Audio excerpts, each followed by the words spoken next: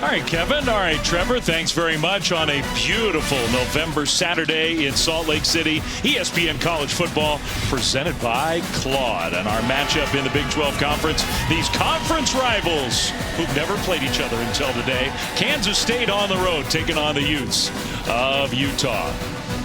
It's been a fascinating year in the Big 12. The biggest story has been Texas Tech, but they had 5 ranked teams in the latest version of the college football playoff rankings, including 6-1 BYU and 9-1 overall. And these Utah Utes, the guys were just talking about it in studio, red hot Utah. Dave Fleming, Brock Osweiler, great to have you with us here from Salt Lake City. Well, look, you and I, throughout the course of our broadcast, we're going to talk about the possibilities for the Utes. They're in position maybe to have an argument for the college football playoff. If somehow they could get in, I don't think there's a team in the country that would want to play Utah right now. They are just smoking hot. That's an absolute fact. There's arguably no hotter team in college football right now. In Utah's 8 wins this season, it's been total domination. You go back a month ago when Utah last lost on the road to BYU. Since that moment and a month ago, they're first in the country in in points per game, first in rushing yards per game, and 4th in total yards per game. So it's been an offensive explosion, and a big reason for that is offensive coordinator Jason Beck, who came over from New Mexico. The guy's been absolutely fantastic. Yeah, maybe it took him a few weeks to kind of get the new system in place, get everything rolling. Since then, unstoppable essentially. Over 40 points a game for the full season. Top 10 in FBS football, 7 different games with 40 or more points. The Utes scoring margin 4th best in the country. Every one of their wins has been by at least 25 points this year, and on the ground just gashing teams, not just the total yardage, all those big running plays. 10 rushes this year of 40 or more yards, and they're doing it on both sides of the ball. Well, they are. We talked about the offense, but once again, and this is something Utah's had in the past, there's the championship defense to go with it. There's 4 schools in the country you see right there that are top 10 in offensive scoring and defensive scoring, Utah being one of them. It's always kind of been the story here in Salt Lake. Can the offense perform the way the defense does? This year, it's been total domination on both sides of the football for the Utes. I think they're feeling like they have a chance to really finish this year with something special. Kansas State, they have their hands full today in Salt Lake City. We've got kickoff on ESPN from Rice-Eccles Stadium, which will be full in the daytime hours. No night game here in Salt Lake City this week for Kansas State and Utah. Dave Fleming, Brock Osweiler, Stormy Bonatoni is with us as well. And as we get ready for kickoff, let's send it down to Stormy. Well, Dave, we know it's already been a pretty uphill battle for Kansas State this season. And now, with the exception of Avery Johnson, they're going to be down their top players on both sides of the ball throughout the rest of the season. Their top wide receiver, most explosive play threat, Jace Brown, suffered a season-ending injury last game. Their running back, Dylan Edwards, who's up and down with injuries this year as well, officially left the program recently. And their lead tackler, Austin Romaine, had been playing through a painful hand injury the last few weeks. He ended up having season-ending surgery. So to recap, top wide receiver, running back, and lead tackler all out down the stretch. Despite it all, though, head coach Chris Kleiman did tell us he's proud how his team has reacted and stayed in the fight, and they're going to have to continue to grind it out here today against a tough Utah team, guys. All right, Stormy, thanks. A lot of adversity. It's been a tough year overall for Kansas State. Started, of course, overseas in Ireland. Whether that had an impact on their early season results, I think a lot of people believe that it did. They've played better recently, Brock. Last week, ugly, but they did get a win in Stillwater. Yeah, nothing really pretty about the game a week ago. And you talk about the Kansas State season, you look at their record, 5-5. A lot of people around the country think that this is a much better Wildcat team. 3 of those 5 losses by just a couple points. It's been a really tough year for the Wildcats. Yeah, problem is now missing so many of those top players, as Stormy just detailed. One guy they do have healthy is Avery Johnson, who came to Kansas State with so many accolades. He was one of the best quarterbacks in the country a few years ago, 2023 top 100 prospect. This is his 25th consecutive start. So Avery's got a lot of playing experience. He's climbing up the all-time record lists in K-State football history. He's had a solid year, not always perfect, hasn't had a ton of help with playmakers in the run game, on the outside. He needs some help. And we'll see if he can get it here today as the Wildcats have the ball first to start this game. And a first play run to the left side, and Joe Jackson just had nowhere to go. And you know, just to finish a comment on Avery Johnson, you know, I just don't think the 5-5 team record really says, you know, the type of season he's had. Yes, he struggled mightily a week ago on the road at Oklahoma State, but he's done some good things. He's improved his completion percentage from a season ago. You see that, over 2,000 yards through the air, another 400 on the ground, and 24 total touchdowns. He just hasn't had a great supporting cast around him. 2nd and 11, first drive of the game for the Wildcats, and Johnson gets rid of it, and the ball's dropped. Well, to your point, Braden Lofton, that was right there, pass right in his hands, and that would have been a first down, a big play. Instead, it's going to be 3rd and 11. And just a critical error early in this football game. You have to stay ahead of the sticks. Great job by Johnson, recognizing the pressure, getting the football out. But you mentioned the drops. This is something that has plagued this offense all season long, and today at Rice-Eccles Stadium, a very tough atmosphere. You can't have those plays. Chris Kleiman, we saw a quick shot of him, the longtime head coach in Manhattan, told us, if we don't lead the Big 12 in drops, I wonder who does. Now Johnson pressured and gets rid of it. Got hit as he threw the ball. Scooped up by Barton. He takes it in, but that's an incomplete pass. I'm certain of it, and they will blow the play dead. John Henry Daly got the pressure in. Well, communication has been an issue for this Kansas State offensive line. You go back to a week ago, they struggled against pressure with Oklahoma State, and this is just miscommunication. Who's going to block John Henry Daly? This is a guy that has 9.5 sacks, which is 7th best in the FBS. You better know where Henry Daly is. It looked like Kansas State was trying to set up some sort of screen, but you still have to get a hand on the defensive end before you head out. And now they're going to throw a very late penalty flag. Intentional grounding, optics number 2. The ball will be placed at the spot of the foul. The penalty includes loss of down, 4th down. And Chris Kleiman very unhappy with that penalty. It took him a long time to talk about it. They decide it was intentional grounding. And I think that's a good call by the officials. There is a running back in Joe Jackson somewhat in the vicinity, but the ball, it looks like, kind of hit 6 to 7 yards away from the running back. Pretty good call by the officials. But like I said, that is a mistake that could have been avoided if the offensive line just got a hand on Henry Daly as they work out for the screenplay. Sideline warning, Kansas State sideline. There's no yardage with this penalty. This is a warning. So I think Chris Kleiman just got warned on the sideline. We're less than a minute into this game, and already the things that we've talked about with Kansas State, a drop, a huge drop, a miscommunication along the line, Avery Johnson just not getting enough help, and they got to punt the ball to Utah.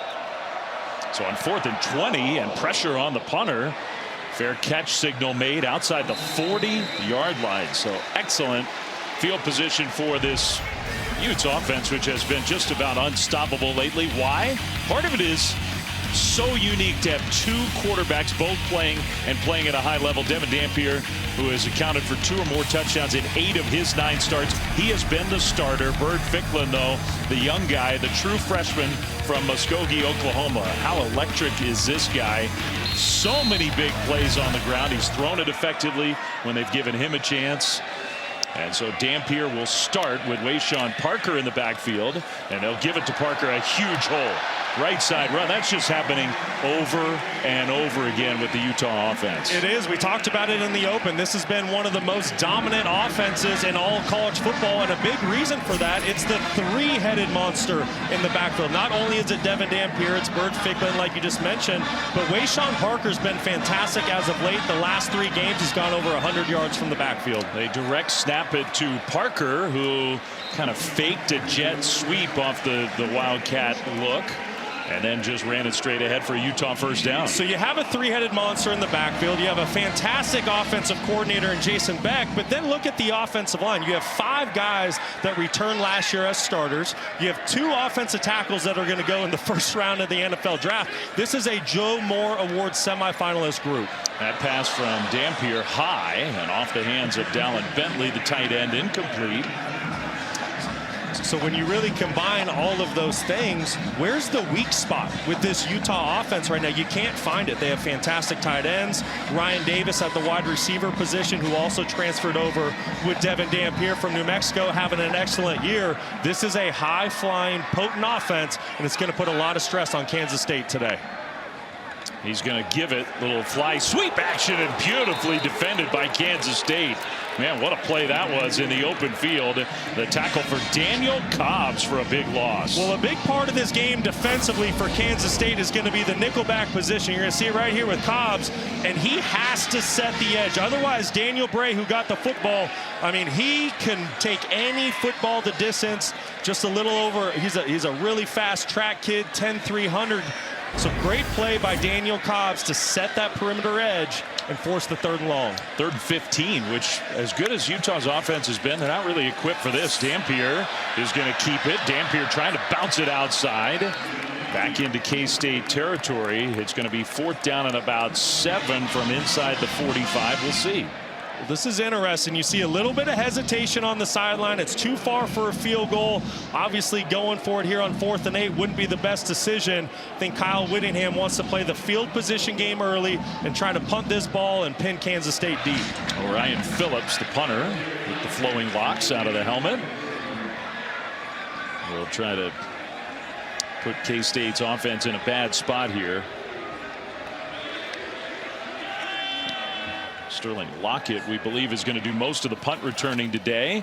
Fair catch made by Lockett at the 15. And that's where Kansas State's offense will get the ball back. Beautiful day here on the Wasatch Mountains in Salt Lake City. Back right after.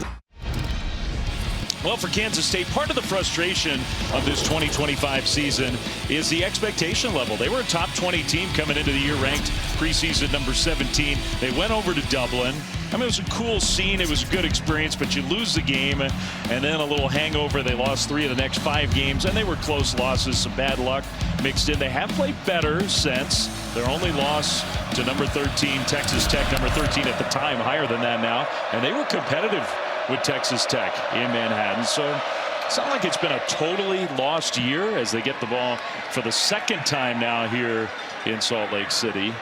But the challenge today, Brock, is, and they complete their first pass of this drive without so many of those playmakers and the big weapons that they thought they would have. What's the formula? What's the recipe for pulling off an upset today? Well, it's not going to be pretty, Flem. If Kansas State's going to do anything here offensively today, it's just going to kind of have to be a ground and pound, kind of an ugly football game. I think early on in the game, you have to be willing to take those 2-3 yard carries, because the key to the whole thing for Kansas State is being in 3rd and short so Avery Johnson's legs can be a factor. Play fake, and then Johnson and his receiver were not on the same page. He just airmailed Jerron Tibbs out of bounds. It's 3rd and 5. And we've already talked about it. Kansas State, going back a week ago and early on in this football game, it's communication. And you can tell Avery Johnson just not on the same page with Tibbs. Avery thinks his wide receiver's going to run a go route. Instead, he sits it down. Communication is going to be paramount today for the Wildcats. They need to clean it up. Communication with the noise of Rice Eccles. It was interesting talking to Chris Kleiman because he's never been here before. And John Henry Daly, 9.5 sacks on the season. You have to know where he is at all times. He's getting into the backfield. That's where he is. Johnson slings it out, and that pass is caught for a 1st down. Tibbs held on to this one. That was a good play by the quarterback. Really nice job by Johnson navigating the pocket. The thing I love most, he gets the pressure from Henry Daly, but watch how he keeps his eyes up, keeps him downfield, and that's why he's able to pick up a 1st down for his offense. Really nice play by Avery Johnson. It was close. That ball came close to hitting the turf there, but they called it a catch. 1st and 10 Wildcats, their first down of the game. Jackson in the backfield. He'll get the carry. Bounce it left side, and now a big gain across the 40 to midfield, and still going all the way down to the 30-yard line. The explosive run plays, which just have not been there very often for K-State. That's a huge one. Excellent job by Joe Jackson being patient. He gets the defense to commit inside, and then he bounces it outside with a great jump cut to pick up an explosive gain for Kansas State. This is exactly how Kansas State needed to start the game a week ago on the road against Oklahoma State. Their first 4 possessions resulted in 4 punts. So this is a good sign if you're a Wildcat fan. 44 yards on that run play, well into Utah territory. 1st down from the 30. Jackson still in the backfield, and he's going to get another carry, and this time John Henry Daly drags him down for a loss. Well, not only does John Henry Daly affect the pass game as a pass rusher, but you can see the tenacity that he plays with off the edge, hawking down the running back from behind. Fantastic instincts for Henry Daly. It's a pretty cool story, isn't he? He's sort of a self-made player, not a guy who's going to pop off in terms of the measurables and the just pure athleticism. He just turned himself into one of the better defensive players in the country. That's right, Flem. A young player that wasn't really seeing much playing time a year ago, met with defensive coordinator Morgan Scalley, and now he's made a huge difference with an offseason of improvement. K-State, another mistake up front. I think everybody went, but then the ball wasn't snapped. 54, 5-yard penalty, second down. Well, that's interesting, Flem, because it looked like Avery Johnson was using a voice cadence. You can see how his helmet's moving. There's no clap. There's no foot lift. This is way too loud of an environment to try to use your voice from shotgun. Offensive line wasn't able to hear him. They jump off sides. We asked Avery this week about that communication, about how to account for the crowd noise. He even was telling us some stuff about how he's got to be louder inside the huddle to make sure his teammates can hear. Handoff and squirting through out into the open field, cutting it back left. Antonio Martin, touchdown. Wow, what a run from the second stringer. 37 yards, at Kansas State is on the board first. What a drive by the Wildcats, and an even more impressive run by Antonio Martin. His offensive line did a terrific job of winning level one. Martin Jr. stayed patient, and when the hole opened, ran through it and hit his head on the goalpost. Very impressive by the Wildcats. Wow. A run of 44 yards and then the touchdown run of 37. Two explosive plays on the ground for K-State. Luis Rodriguez, extra point. And that is up and good. What did Chris Kleiman say to us about Antonio Martin? I think he might be able to help us this week. And we saw it on that last play. Rice-Eccles Stadium right now is silenced and in shock. Kansas State up early, 7-zip. Football is presented by Claude, the AI for problem solvers. It was quite a distinguished list of Utes seniors going through the senior day ceremonies before the game, including all 5 starters along their outstanding offensive line. Lander Barton, who's been a true great here. His family's so connected to this program. They love their seniors. They love their Utes here in Salt Lake City. And it's a team that has a lot to play for, and yet they are down 7-0. Still very early. Kind of a line drive kickoff into the sun, but returnable for Bray and Utah. And he'll get it out across the 25 and about to the 30-yard line. So if you're sitting at home and you're wondering how Kansas State broke off 2 explosive runs on a top 10 defense, watch the individual effort by Andrew Langang and how he gets to linebacker Jonathan Hall late in the play just to get a glancing block on him. And ultimately, that's what springs Antonio Martin for the first touchdown of the game. Great effort up front by the 5 offensive linemen, the tight end, and then you can see the patience that both backs have displayed early in this football game. Langang, almost like he blocked 3 different guys on one play. A little dump down from Dampier to Wayshawn Parker, the tailback, out across the 35-yard line for a gain of about 5 on first down. Well, if you're a Kansas State fan right now, you're feeling pretty optimistic. You're seeing some good complementary football. Your defense had a great first series out there, forcing a punt on this high potent offense by the Utes, and then you see what your offense is doing. We'll see if Utah can answer. Dampier keeps left side, trying to get around the corner, shoves a defender. My goodness, just tried to bully Gunnar Maldonado out of the way. Tackled a yard short of a first down. Tell you what, for Devin Dampier, only 5'11", 210 pounds, but he runs with physicality. It doesn't matter that he's been battling injuries all season long and he's banged up. You can see what this game means to him, and a great effort to get this to 3rd and 1. By the way, Bert Ficklin, the second quarterback who's been so dynamic, is in as a wide receiver. And I think he was in the wrong spot on that formation. So Utah may have outsmarted themselves there. Penalty flag was thrown. Ficklin was moving around. I don't think they were very organized. Well, now you get some miscommunication between Ficklin and Daniel Bray, who got the football. Illegal shift, offense. 2 players were in motion and did not reset. 5-yard penalty, 3rd down. You're going to see Ficklin at the bottom of your screen, and then there's Daniel Bray. Bray needs to give Ficklin time to get on this football. You cannot have 2 guys moving at the same time. You see they both are. Easy call for the officials. So instead of 3rd and short, which looked like an easy conversion, it's 3rd and 6 now for Utah. Parker, play fake to him. Dampier throws over the top and off the hands of his intended target, Bentley, the tight end. Penalty flag go around that play. Or maybe his arm got pulled down. What a throw by Dampier. Right in the breadbasket. Pass interference, defense, 15-yard penalty, automatic 1st down. Oh, he didn't get a number. Maybe Maldonado? No, it actually wasn't on Maldonado. It was at the very bottom of the screen. There was a big collision between a wide receiver and a defensive back. Which, yeah, keep your eye at the bottom of the screen. Anytime you grab the receiver like that, 10 yards down the field, going to be an easy call. Okay. So that really had nothing to do with the actual play, but a big penalty gives Utah the 1st down. And on 1st and 10, a gain of 1 for Parker. What disappointment for Kansas State. You're getting ready to get off the field, give the football back to your offense. You have all the momentum in the world, and it's poor technique that leads to a 1st down for Utah. Dampier rolling right, looking down, and will throw incomplete. His receiver fell down. I don't think that play had a great chance anyway. Ryan Davis, the intended target. Ryan Davis, not one that typically slips out there on the perimeter, has such great rapport and chemistry with Devin Dampier, coming over from New Mexico, having an excellent season, just shy of 700 yards on the year. It's interesting talking to the K-State folks coming into this game.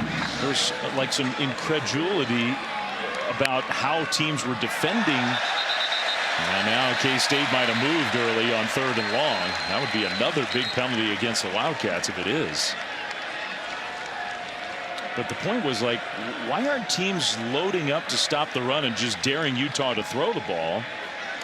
Offside, defense number 91, 5-yard penalty, 3rd down. Jordan Allen with the penalty, so instead of 3rd and 9, it's about 3rd and 4. And what a difference that makes for an offense. Well, we're seeing it early. The question is, which one of these football teams is going to settle into the ball game? Utah and Kansas State both take a lot of pride in being some of the least penalized teams in the country. We haven't seen that early on today. Rogers leaves the backfield. Bray is in there. Dampier's going to dump it down to Bray with all that quickness. Made one man miss and then falls forward and might have gotten there. I think he did.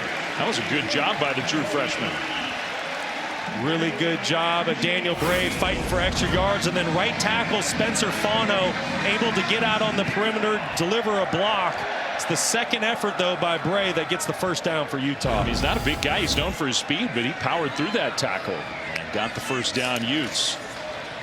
Dampier keeps. Made one man miss. He's looking pretty spry here in the 1st quarter, but tackled for a gain of just a yard. Give a lot of credit early on to this Kansas State defense. It is not easy to defend Jason Beck's offense. You're seeing it early. There's constantly jet sweeps. You got quarterbacks going the other way. Different personnel groupings. There's a lot of eye candy that's presented to a defense to try to force hesitation. But right now, defensive coordinator Joe Klanderman has his unit playing top-notch football. Fake to Parker. Dampier takes a hit and incomplete. He had Davis open, but the pressure came on the quarterback to force the incompletion. Just a step away from getting there, Ryan Davis was, but you're right, Flem. It's the pressure by Kansas State, and Asa Newsome. It's going to come right off the edge. That's Newsome, the outside linebacker. And that's what forces Devin Dampier to be a little bit inaccurate. And here we go again with the 3rd and 9. Can Kansas State force a field goal, get this ball back to their offense?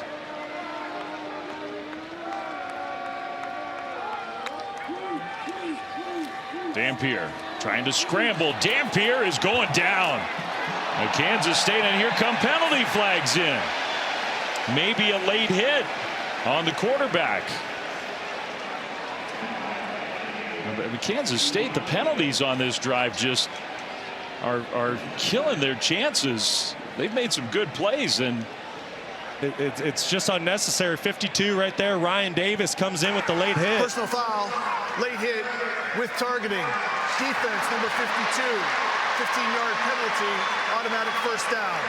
The previous play is under further review. I mean, if you're going to beat a really good Utah team, you have to start by not beating yourself. And right now, keep an eye at the top of your screen as 52 comes in.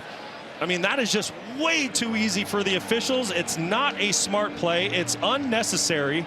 It's clear as day that Dampier's going down. And now the best pass rusher for Kansas State is more than likely going to be ejected for targeting. I mean, he definitely launched. I think he's defenseless in that position, isn't he? I mean, I would think they would probably uphold that targeting. Play was clearly over.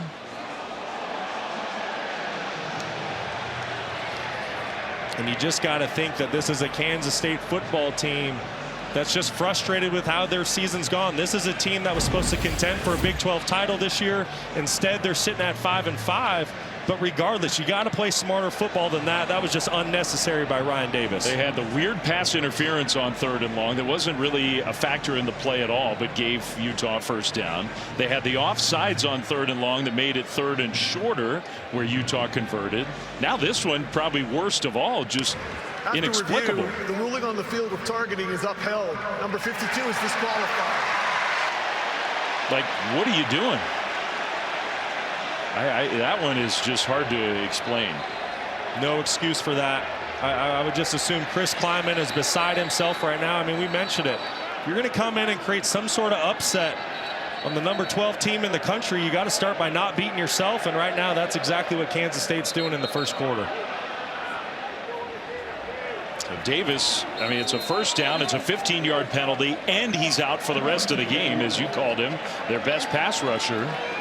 Bird Ficklin is back in, and he's going to come into the backfield alongside Dampier. And it'll be Ficklin who fakes it to Dampier, and then the freshman quarterback. His first carry of the game, and more penalty flags as the play was finishing. As it stood, a gain of 3, maybe 4.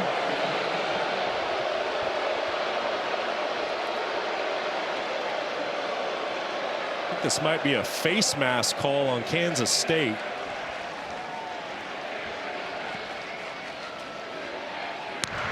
Personal foul, face mask, defense number 20. Half the distance to the goal from the end of the run. Automatic first down. Number 4 can remain in the game because the helmet was involved with the penalty. Ralph Ortiz committed the penalty. It's just poor technique. You know, you've had some self-inflicted penalties, and then you've had poor technique penalties early by Kansas State. This is one of the most mistake-filled drives I can ever remember for a defense. 45 yards of penalties on this drive alone, and that's going to lead to a touchdown. Bird Ficklin over the right side, the true freshman quarterback, with the first points of the game for the Utes.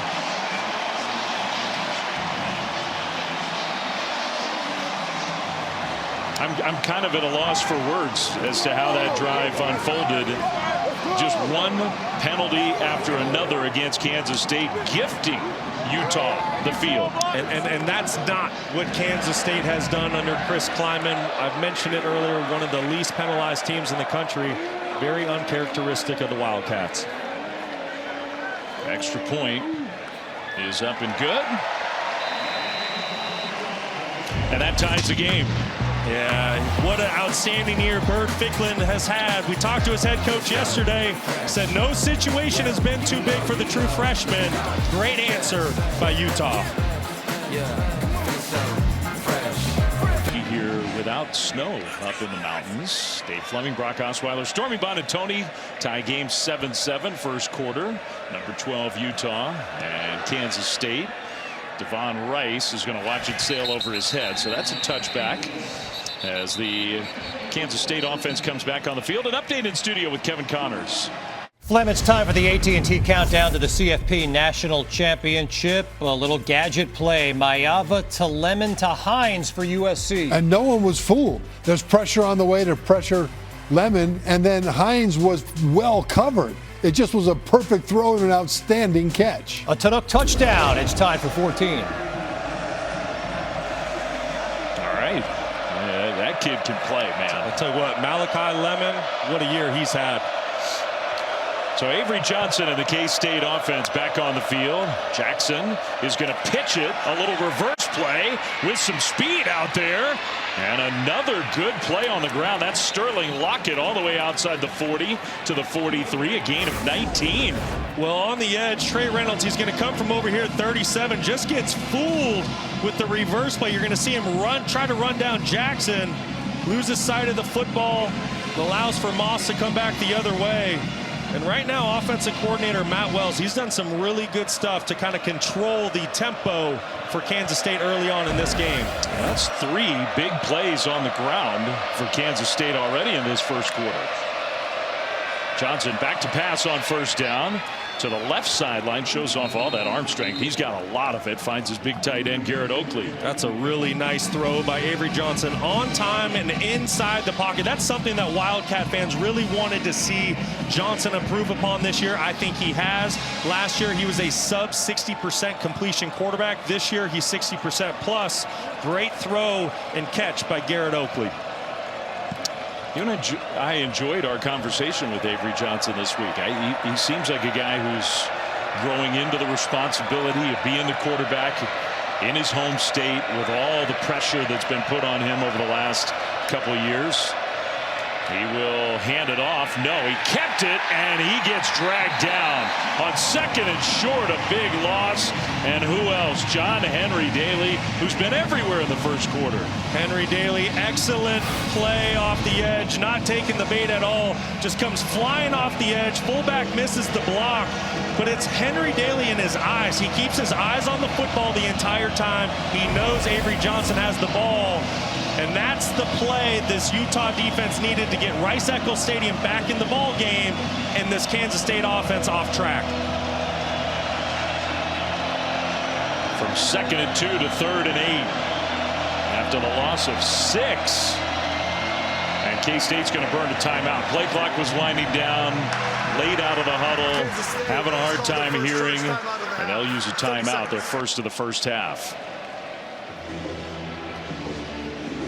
Get organized for this 3rd down play coming up. By the way, coming up at 7:30 Eastern, while we have a moment to remind you, final game of our SEC on ABC triple header, number 20 Tennessee going down to Gainesville, taking on Florida in the Swamp.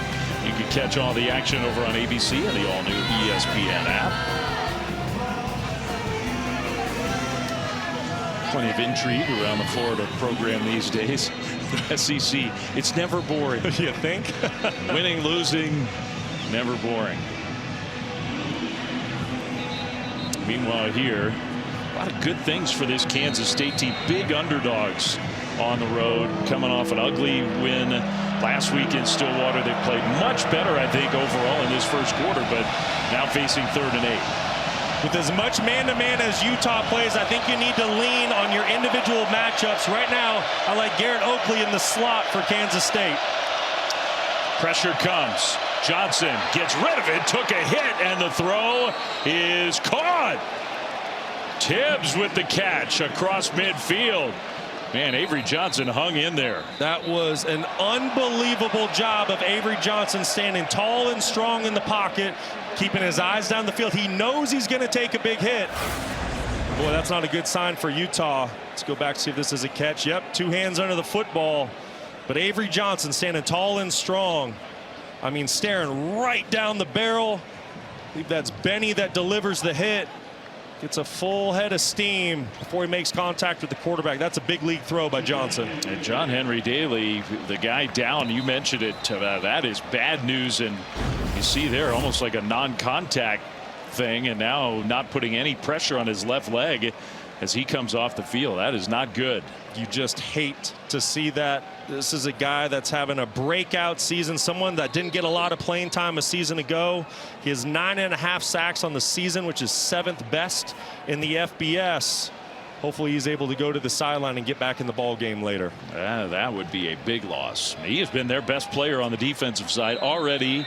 4 tackles, 3.5 tackles for loss, and 2 sacks in this game already. It's the first quarter. Wow. But he's on the sideline. Jackson in the K-State offense. Next is quarterback Avery Johnson. He switches sides. He'll get the carry and cuts it back, makes a man miss, out into the open again. Jackson inside the 20, another big gain on the ground. Smith-Snowden finally tackles him. Now that goes for 33 more yards. This is really impressive by the back right now, Joe Jackson and his offensive line. This is a football team coming into today's game. They've really struggled to run the football with any sort of consistency as of late, and especially to find explosive runs. Already the 3rd explosive run on the day for the Wildcats. Great effort by Jackson. Runs of 47, 38, 18, 33. And Antonio Martin, who had that long touchdown run in the game. Johnson under center for first down inside the 15. Martin gets it, and he cuts inside with a nice move.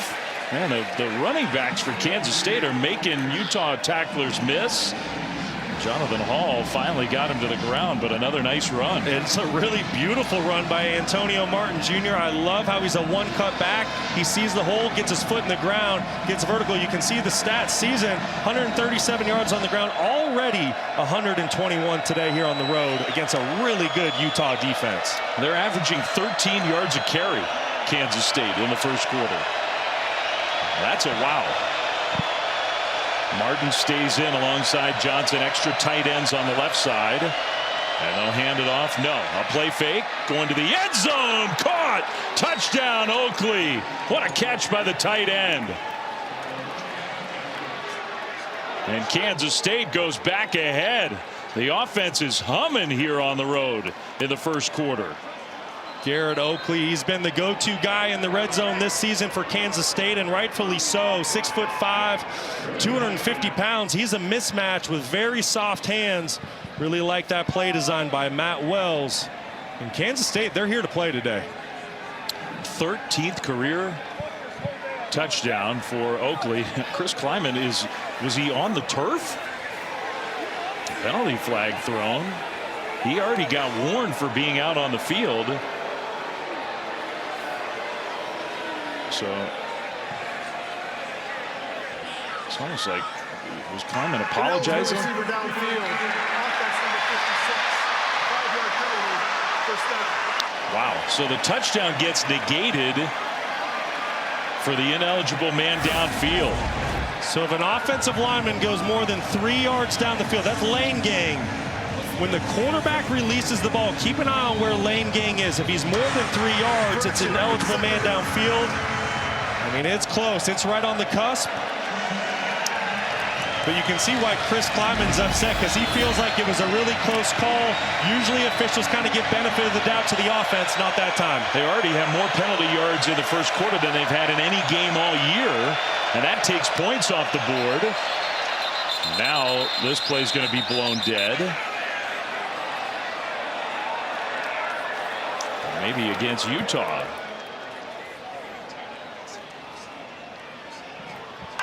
Offside defense, number 98. Half the distance to the goal. Second down. Vakalahi. Yeah, just inside, getting a little head start. You can see it looked like Avery Johnson might have been trying to work a hard count. You can see his head bobbing. That means he's using his voice as well as the clap. Clearly getting the big defensive tackle inside to jump off sides. So 2nd and 4, they can get a first down.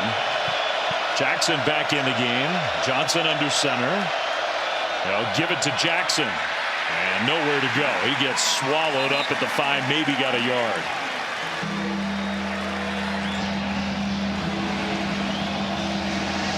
Remember, Kansas State, they can still get a first down here.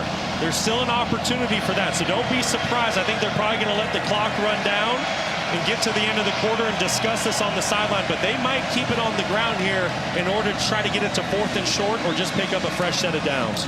Well, it looks like that's exactly what they're going to do. A first quarter where Kansas State has to be pretty pleased with the way this game has gone. Without a doubt. Outside of the 7 penalties, this is exactly how Kansas State wanted to play this football game. Oh, yeah, there are those. Just 7 of them. Other than that, though, the Wildcats have come to play. And the ground game has been explosive. That's what we've been saying lately about. It's off the board. They lead to points on the other side as well. How stressful has this been? Well, we're playing hard. We're playing physical. We got to get rid of the flags a little bit. Some of that's on us. Some of that they got to let us play a little bit. But I'm proud of our guys, man. We're trying to play big boy football here, being able to run the football at them and trying to make this a 4-quarter game. And our kids are ready to play today. Thanks for this. You bet. All right, thanks, Stormy. Thanks, Chris. There's some big boy football for you. Touchdown, Avery Johnson. How about that?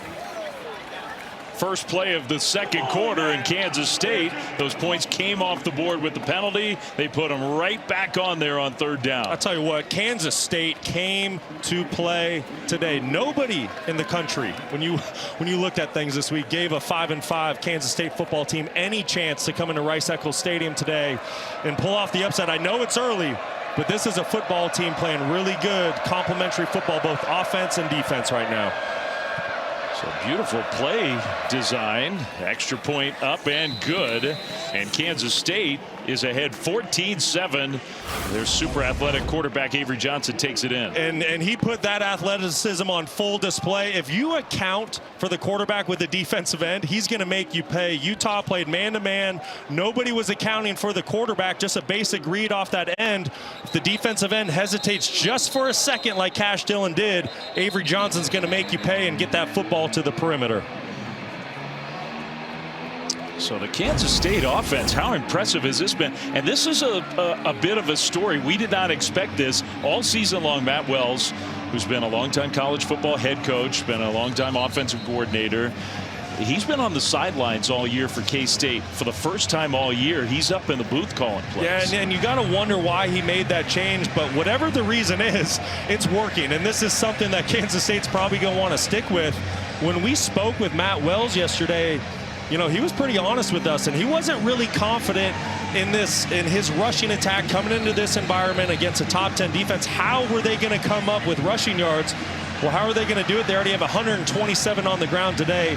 Matt Wells is calling a fantastic game right now. It's been the missing piece for Kansas State. They're so used to having a consistent ground game. That'll be a touchback, and before Utah's offense tries to respond, back to the studio with Kevin Connors.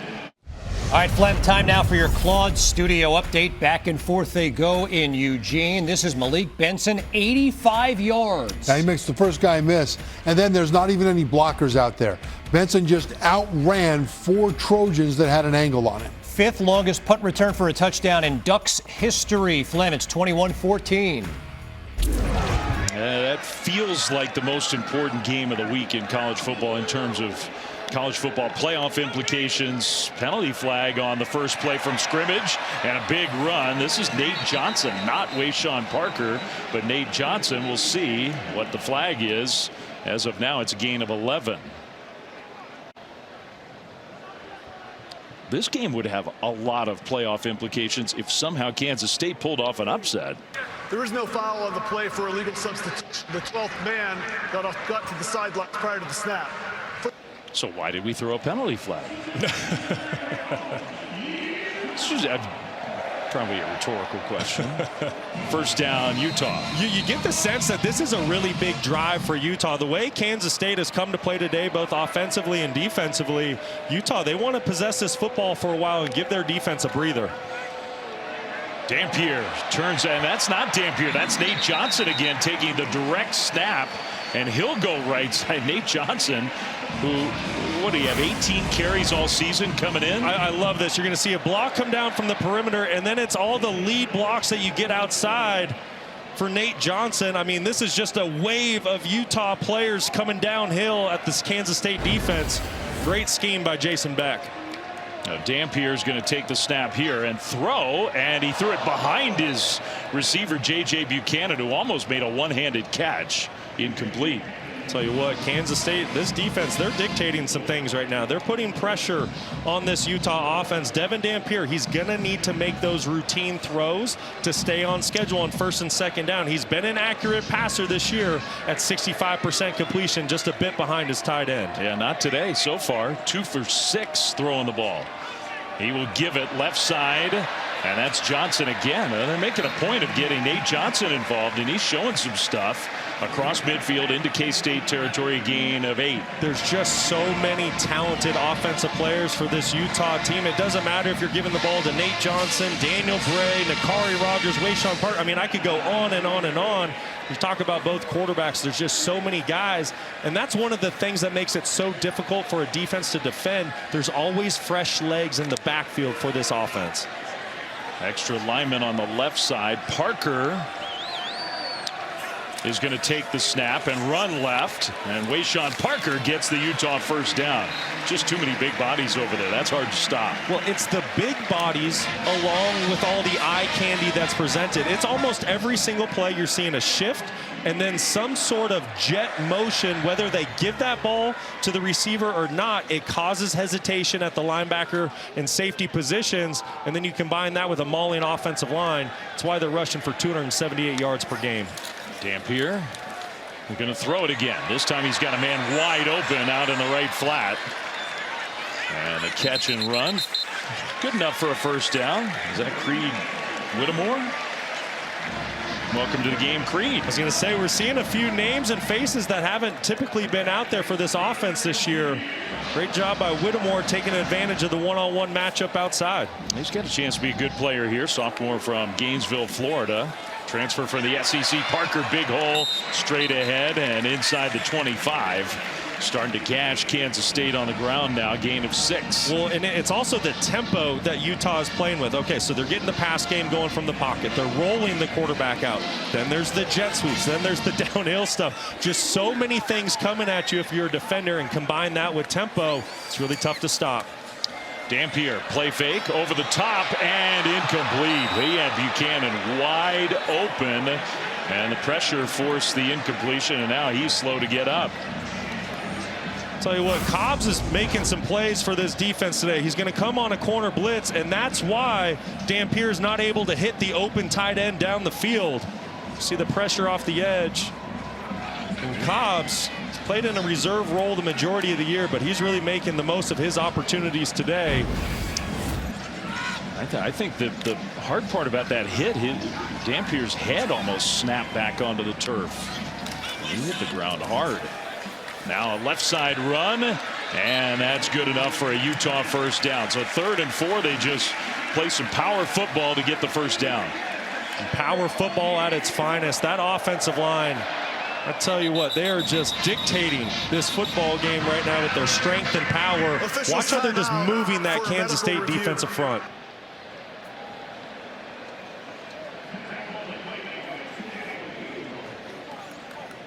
So now a stoppage. They acted like somebody was hurt, but I didn't see an injured player. So whoever it was got off the field quickly. Wesley Fair, I think, was the guy who got dinged up for Kansas State. So they may not stop this for a full injury timeout. Kansas State, big underdogs on the road, leading 14-7, second quarter. But Utah's powerful ground offense on the move here. Dampier and Bird Ficklin, those two quarterbacks who both have played so well.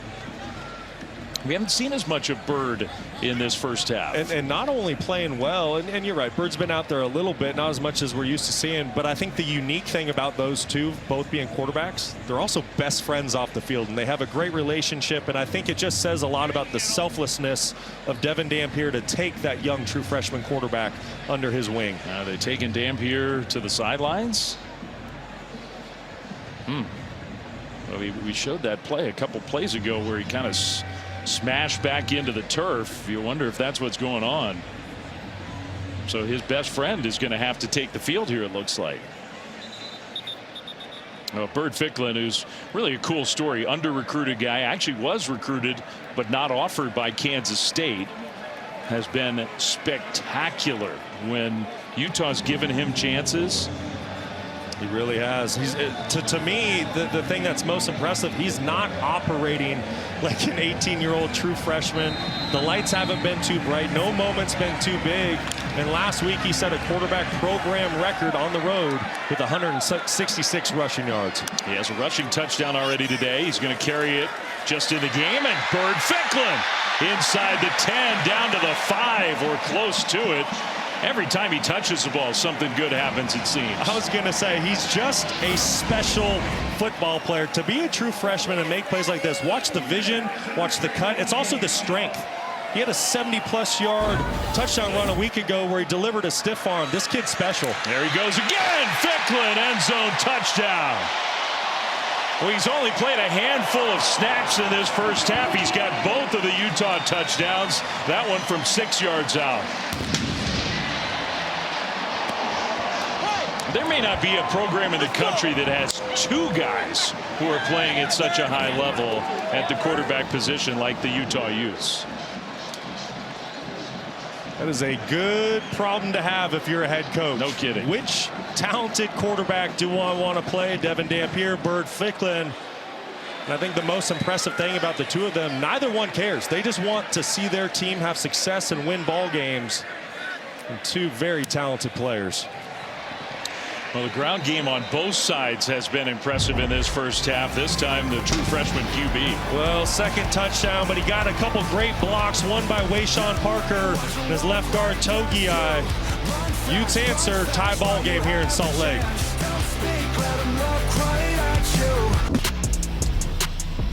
Utah up to number 12 in those most recent college football playoff rankings. Figure they got to get to 10, maybe 9. And then they've got a real, I mean, they have an argument now of being one of the best 10 teams in the country. They definitely need a little bit of help, but they better start with winning today, because right now they have their hands full with the Kansas State Wildcats. It all goes away if they don't get a win here today. Let's go down on the field to Stormy. Well, right before the Utah touchdown, we saw starting quarterback Devin Dampier have to enter the injury tent. He was in there and evaluated very briefly before coming back out and sitting right back on the bench next to Bird. No one took his helmet, so it looks like he's okay. And Brock, you mentioned earlier how close these two are. It would be so easy for a veteran quarterback who's dealt with some injury issues to give the cold shoulder to a young quarterback who's playing so well. Ficklin said what makes it work with them is that he knows his role and Devin knows he's QB1. They are so close, they talk through everything. Well, no doubt about it, Stormy. That is a very special and rare relationship for 2 quarterbacks. Not just like supportive of one another or helpful or friends.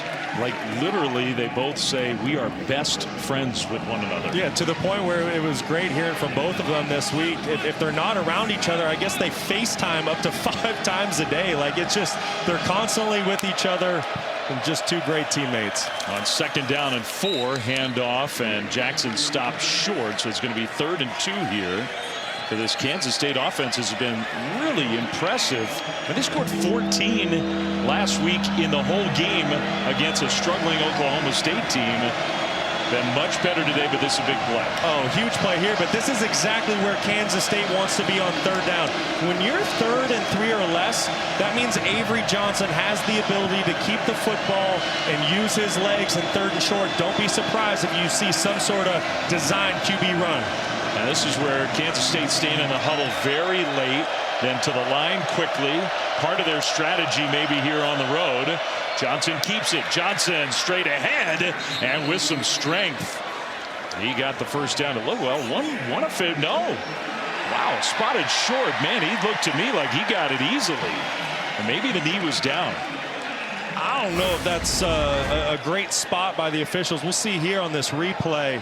I sure thought from up here it was a first down. Wow. Where is the football when his knee first touches the turf? If I'm Chris Kleiman, this is one I might want to look at upstairs. Now that looked like a really tough spot for Kansas State. They're going for it anyway, and now whistles, and I think they are. The previous play is under further review to see if the runner gained the line gain. All right, so they're going to look at it. We'll step aside. We'll give you one look before we go to the commercial break. Was his knee down? Where's the ball? Looked like a first down. We'll see.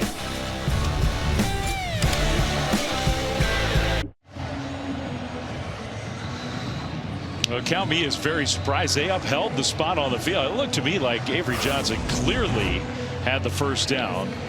You got to get right to that 35. Knee down there. I mean, isn't the ball a half a yard ahead of the 35? Well, I sure thought so. And I understand you need clear and obvious, indisputable video evidence to overturn it. And I thought we had it there.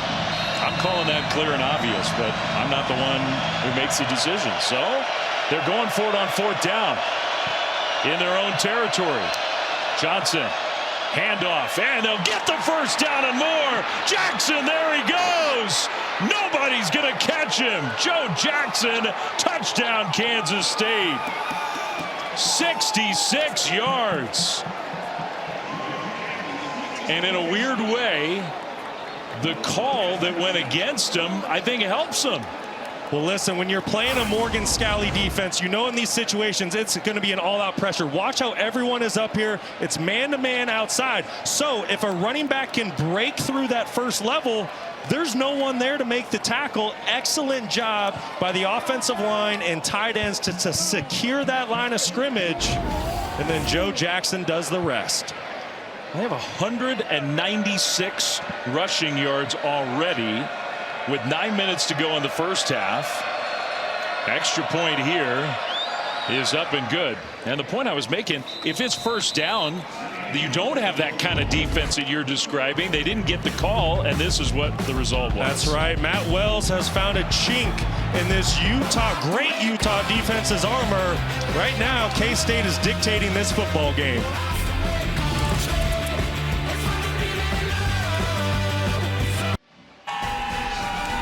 Well, the Taco Bell Live Más student section, only one student section can claim the title of Live Más student section of the year. Who will take home the trophy this year?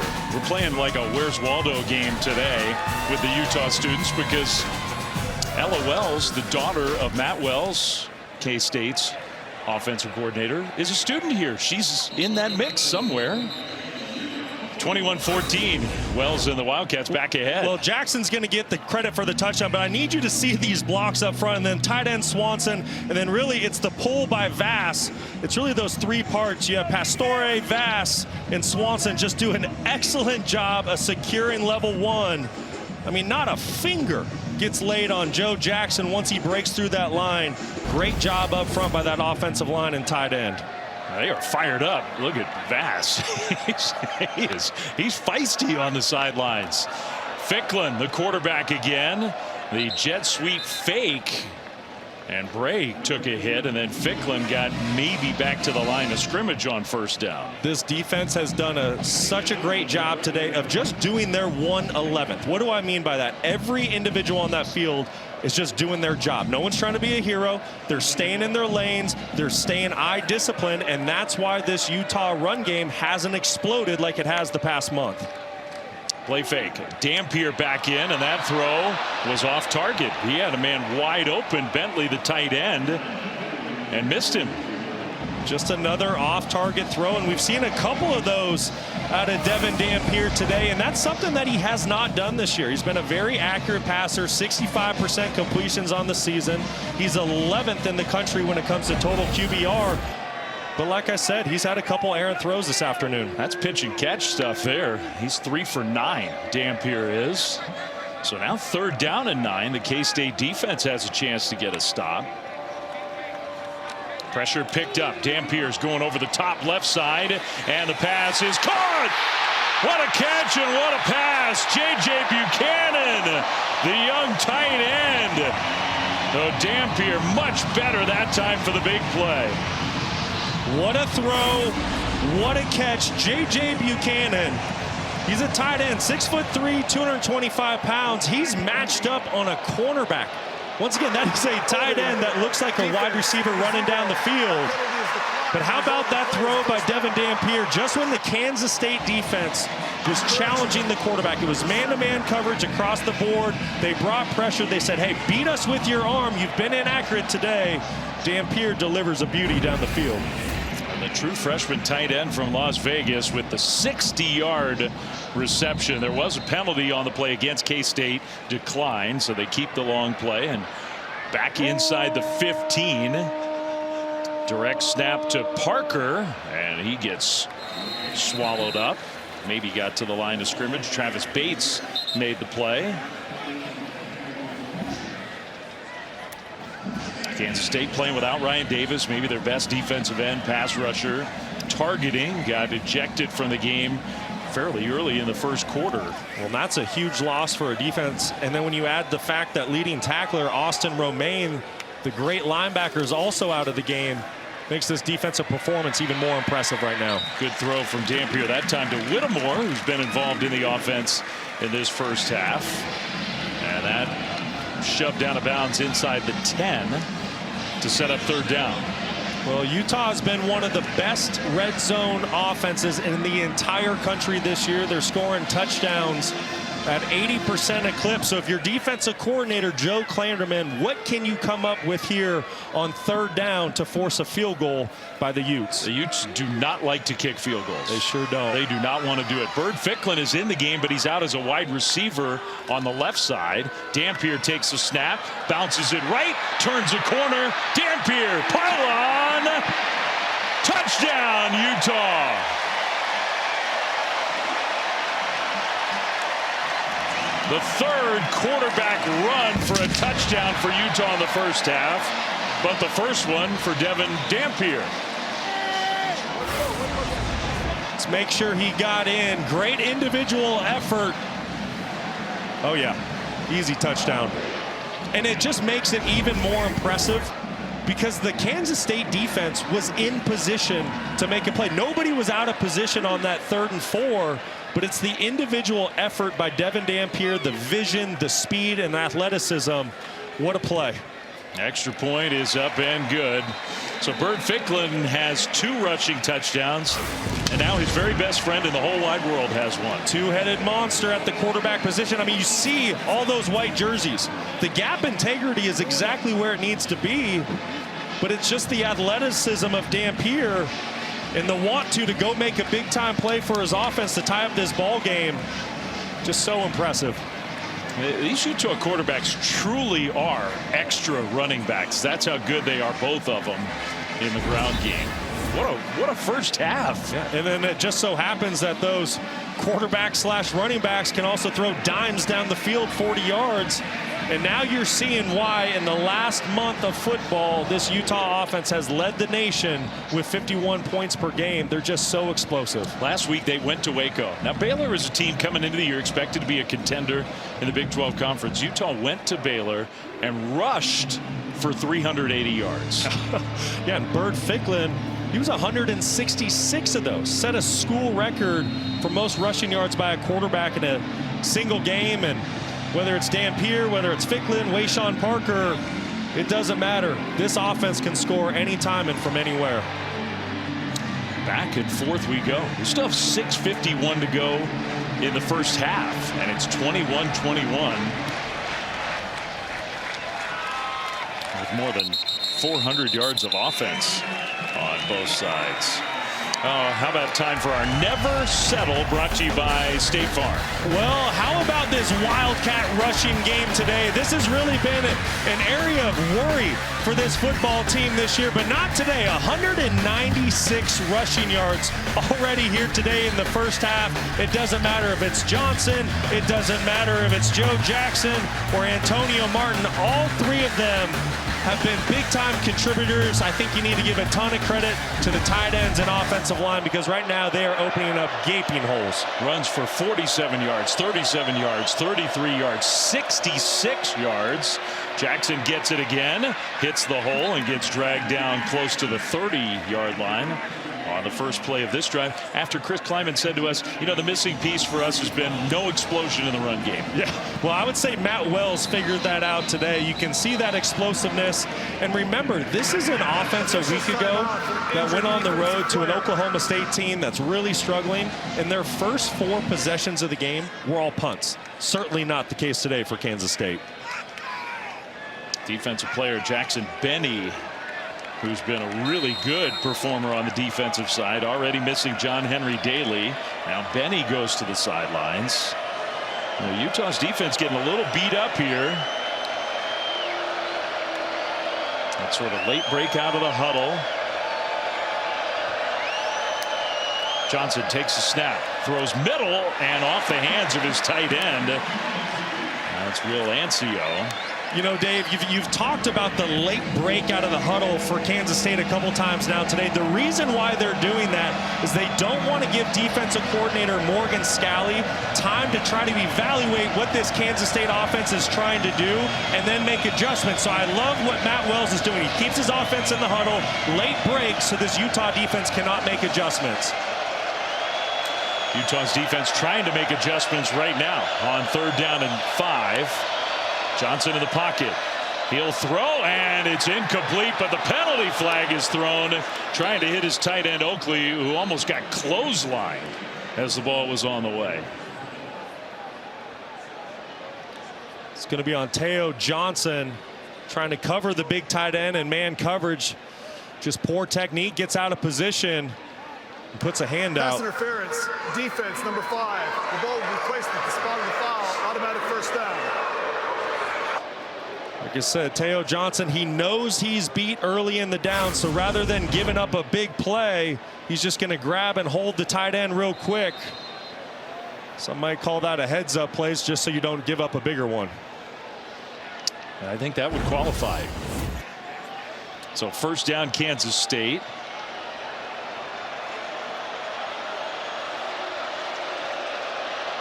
From the 35, Martin empties the backfield. Avery Johnson is going to take off. Johnson with that great speed. Another big run for Kansas State. There he goes. Johnson inside the 10. Finally shoved out of bounds.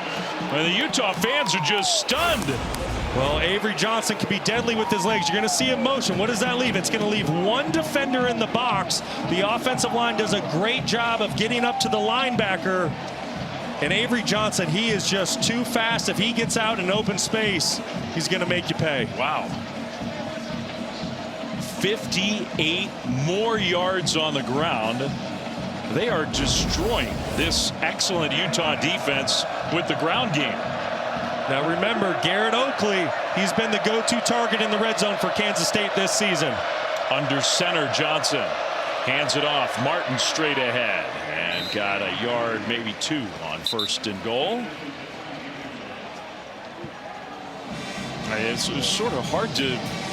Johnson catching his breath with a little smile on his face. That was a long run for the quarterback. They already have. It's the first half with 5 minutes to go. Unbelievable. They have 261 rush yards. This is what the Utah offense has been doing to opponents lately. Kansas State really struggling to rush the football as of late, but today putting on an absolute clinic. All the tight ends in motion. Pistol formation, play fake. Johnson now scrambling, throws across his body, and wow, incomplete. And almost intercepted. Jackson Benny got back on the field and made a nice play. Good play by Benny. I thought he got away with a little bit of contact early in the down, trying to cover the big tight end. But excellent job fighting back late in the down, getting a hand on the football, and almost made a big-time interception. So now it's 3rd and goal. You got to wonder what Chris Kleiman's thinking. Did he tell Matt Wells that this is 4-down territory? If it is, don't be surprised if Kansas State keeps the football on the ground. If it's not, once again, Garrett Oakley's going to be the go-to target. And with the play clock winding down, smart timeout, I think. Under 5 minutes to go. Johnson is a little cranky. He wanted that play a little faster, but used the timeout because this is a big play coming up. Tie game late in the first half. Well, tomorrow, 10 a.m. Eastern on ESPN, you can catch NFL Countdown. Lots to talk about. Live coverage, in fact, tomorrow from Arrowhead. Rams saved Baker Mayfield's career. Yeah, it's kind of an intriguing story. It doesn't sound right, but it's true. You got Boss Randy's best catches of the week. That's NFL Countdown tomorrow. Then Monday, you got the Panthers and the Niners from Santa Clara on ESPN. Peyton and Eli will have the alt-cast on ESPN2. Panthers, Niners, the Christian McCaffrey Bowl on Monday night. Yes, it is. Going against his former team. This is a really big situation for Kansas State. You have Utah somewhat on the ropes. I think you have Utah surprised. I don't think anyone expected this to be a 21-21 ball game here in the second quarter.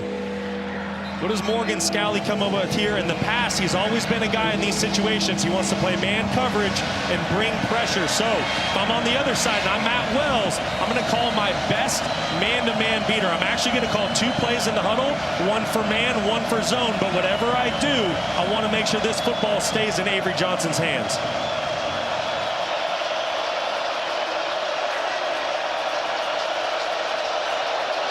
That's that tight end on the left side. Johnson looking right and incomplete. Little slant pattern trying to hit Lincoln Cure, a very talented young tight end. It's 4th and goal, and it looks like the field goal team's coming out. Boy, I thought that was a pretty good throw by Avery Johnson, giving his true freshman tight end a chance to make a play. Good coverage outside, and what a stop by Utah to hold Kansas State to a field goal here. Yeah, good camera shot there of Chris Kleiman. He was ticked off that they didn't punch that one in. In a game like this, touchdowns very valuable. Luis Rodriguez going to try to put 3 on the board. Short field goal, just 22 yards, is up and good. So the Wildcats do march down the field. Another big play on the ground, and they take the lead back.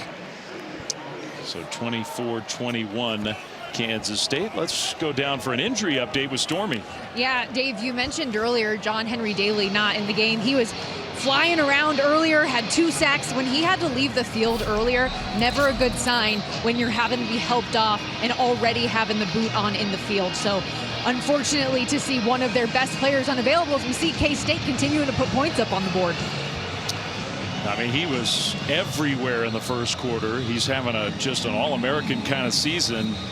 And yeah, the shot of him being held back to the locker room with that boot on the left foot, not good. You just hate to see it. Breakout season for Henry Daly. 11.5 sacks on the year after his 2 today.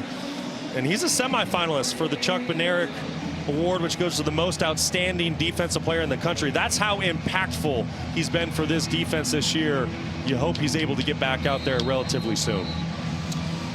Meanwhile, just I mean, really a fascinating first half here, and not at all the way that anybody would have figured this one would play out. Daniel Gray back to receive, hoping for an opportunity. Instead, it's a touchback. Well, Brock mentioned the possibility of an award, our college football award spotlight, brought to you by the Home Depot. We'll shift to the offensive line, and Spencer Fano, the Outland Trophy semifinalist who has started 35 games in his career, top 10-ish NFL draft prospect. What a player. Oh, just an outstanding player. You see it right there. Started 35 out of 36 career games. He's been on the football field since an 18-year-old true freshman, and more than likely he is going to be the first offensive line taken in the upcoming NFL draft. That Home Depot College Football Awards show on Friday, December 12th, 7 Eastern on ESPN. Utah's offense back on the field, and here we go again. Man, both offenses right now are rushing the ball beautifully. 12 yards for Dampier. You're starting to get the sense that defense isn't even out there on the field. It's like an offense playing against air, but you just need to give so much credit to the offensive line, the blocking on the perimeter by the receivers and tight ends. I mean, I don't think anyone laid a hand on Dampier until he was 10 yards down the field. In the pocket, going to throw on first down. He'll throw incomplete. Trying to hit that tight end again. That's really been the only thing that has slowed down this Utah offense today. It's been some inaccuracies, a little bit of miscommunication from inside the pocket for Devin Dampier, but outside of that, it's been nearly flawless for Utah in the first half. Yeah, Dampier's 5 of 12 throwing the ball. This time running and then throwing, and a perfect delivery to J.J. Buchanan, who's having a big first half. First down, Utes. Well, this is just really cool play design by Jason Beck. You're going to get the quarterback outside the pocket, and watch what that does to the linebackers. It gets all them to step up, and then that's how you're able to get the football behind their ears. Just watch how these backers step up. I mean, so it makes it so difficult on a defense to be right. They run an option play. I mean, they have so many different looks in this offense. They run option, they run sweep game, they run quarterback draw. Well, and that's what I'm saying. There's so many things presented to a defense. So how do you want to defend it? It's just so difficult to be right. I mean, go back to the play I just drew up. if you don't commit as a linebacker, well, Dampier's going to run it for 6, 7, 8 yards. If you do commit, now you can't be right because he's throwing it behind your head. 2nd down and 4. Play fake. Dampier looking middle. Now scrambling. Dampier's going to run and go out of bounds. Short of the 1st down. Interesting part of the half here with 3 minutes and 4 seconds to go. I mean, Utah wants points, however they can get them, and maybe a Kansas State player down on that far sideline, by the way. Malcolm Alcorn Crowder, slow to get up, defensive lineman. Good to see him actually get up. Not feeling great, though. The junior from Brockton, Massachusetts. Good player, someone that's been getting more playing time as of late. Every single time he steps foot on the field, just gets better and better. When you talk about injuries, this is just a defense that's been decimated. Ryan Davis knocked out of the game in the 1st half for targeting. We mentioned Austin Romaine, the leading tackler at linebacker. He's out. Had some issues in the secondary. So they're thin right now. Hopefully Malcolm's all right. 3rd and 4 coming up here for Utah. And how critical is this? Because if you're Utah and you don't pick up this 1st down, now you're giving Kansas State an opportunity with plenty of time before half to go get more points. This is critical, and I would not be surprised if this is 4-down territory with Utah the way they're running the football today. I would not be either. Both quarterbacks are in the game now. Ficklin and Dampier. Dampier comes in motion. Ficklin takes the snap. Ficklin with the run. 1st down, Utah and more. Man, is he hard to tackle. Bird Ficklin, just a true freshman from Muskogee, Oklahoma. And another excellent run, 12 yards on the ground. 18 years old and 200 pounds, but I tell you what, he's running like he's 22 years old and 220 pounds. Just a physical runner inside the tackles. There's nothing this young quarterback can't do. The only guy who came close to stopping him was his own offensive tackle, big Caleb Lomu, who then kind of redirected and said, no, go this way. You see Utah starting to slow things down. They don't want to give Kansas State this football back before half. I think it's the right way to play it. Ficklin still in the game, fakes a run, looking to throw, slings it out, incomplete. Intended for Buchanan, true freshman to true freshman, but it'll be 2nd down. Good decision by Ficklin. Good coverage down the field by K-State. No reason to force the football in plus territory. It does stop the clock. We have the 2-minute timeout, presumably after this next play. K-State has 1 timeout remaining. Leading by 3 in a very entertaining back and forth 1st half in Salt Lake City. Ficklin off the field. Dampier back in. He'll hand it to Parker straight ahead, and Parker with a power run took a big hit. And that is now the 2-minute timeout after a short gain. So 2-minute drill for Utah, down 3 when we come back. That's the 2-minute timeout. Timer, please. Kevin Connors in studio. Coming up on the Michelin Halftime Report, we'll check in on a track meet in Eugene between USC and Oregon. Plus set the table for another big one in the Big 12 tonight between BYU and Cincinnati. And Flem, wait till you see what Notre Dame is doing to Syracuse. No, that sounds a little scary. Thank you, Kevin. We'll look forward to that. And if you're flipping over to this game from one of those others that is at halftime, 261 rush yards allowed by Utah. Kansas State has gashed the Utes on the ground. They lead by 3 out of the 2-minute timeout. 3rd down for Utah. Pass behind the receiver Whittemore, and now penalty flags thrown in. He made a nice move to first of all catch it and then turn upfield and get a 1st down. And we'll see if those penalties are against Kansas State. I don't know, maybe not. I think it's going to be on J.J. Buchanan. Outside offensive Offense number 81, 15-yard penalty, 3rd down. Just like I thought, it's the true freshman tight end. And I get it, you're trying to create a man rub. He's going to work right here, and then you get the route underneath. But watch the contact down the field. Anytime you put your hands into a defender's chest, that's just going to signal to an official that you're blocking, you're not actually running a route. You might, if you're a Utah fan, think it's a little ticky-tack, but Buchanan needs to use better technique there and just run the defensive back off. That's a big penalty. Instead of a first down, it's 3rd and 22, maybe out of field goal range. Dampier across the middle, incomplete. He threw it behind Dallin Bentley, the tight end. What a sequence that was. I mean, now 4th and 22. It's massive. And now Kansas State gets the football back. 1 timeout in their back pocket. Plenty of time to go get points. And if you're Kyle Whittingham and this Utah fan base, you're just sitting here saying, what is going on? I thought we were playing a Kansas State team that's 5-5. 5-5, down and out, coming off an uninspiring performance last week. And yet here they are on the road against number 12 Utah. And getting the ball back with a chance to add on. And the punter, that wasn't great execution. Orion Phillips just booted it right into the end zone. And Kansas State will start at the 20. Well, this was a run game coming into this game today that really didn't have many explosive runs. And Joe Jackson and the offensive line for Kansas State certainly changed that on the 2nd possession here today. You see the explosive run. And then later on, there's a 4th and short. Kansas State decides to go for it. Utah brings an all-out blitz. Offensive line tight ends do an excellent job of securing the line of scrimmage. And Joe Jackson just needs to go hit his head off the field goal post because the blocking is so good. Not a single finger laid on him. An excellent day today. But how about that? Averaging over 18.5 yards per carry. The Kansas State head coach, Chris Kleiman, literally told us this week, we can't find an explosive run game. We can't find it. Well, they certainly found it today. And the other thing he said to us is he felt like last week against Oklahoma State they were playing to not lose the game. He wanted his team to cut it loose today, and that is certainly what they have done. Averaging 15 yards a rush. They're getting more here. Jackson out into the open. What a cut to midfield. Jackson to the 30, to the 20. Touchdown, Kansas State. 80 yards this time.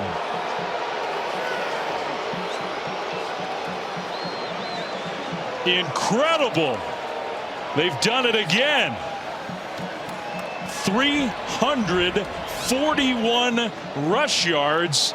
It's not halftime. Utah fans are in shock. They cannot believe what they are seeing here today at Rice-Eccles Stadium. But Joe Jackson just putting on a career day. 9 carries, 229 yards. Unbelievable. I mean, this incredible fan base. Some boos were raining down at the end of that run. I think before Jackson even got in the end zone. Extra point up and good. Well, there's your 2-minute offense for Kansas State. 1 play, 80 yards. Yeah, how about that? Just keep it on the ground. This is not what we're used to seeing out of a Morgan Scalley defense. Watch how the defensive end gets so far upfield, and then the backer hangs inside. So when a defensive end allows this much space on the edge, and your eyes as a linebacker go inside, you can see why there's such a big gaping hole for Kansas State and Joe Jackson. He makes 1 great cut in the open field. The rest is history. I mean, more boos. I can't remember the last time I really heard that. It's been a long time here at Rice-Eccles. Incredible.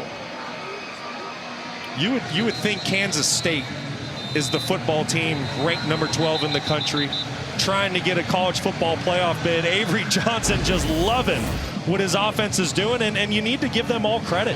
I mean, this is really impressive. One of the hardest stadiums west of the Mississippi to play in as an opposing team, and they have silenced the crowd today. We have a long way to go in this game. I mean, Utah is only down 10.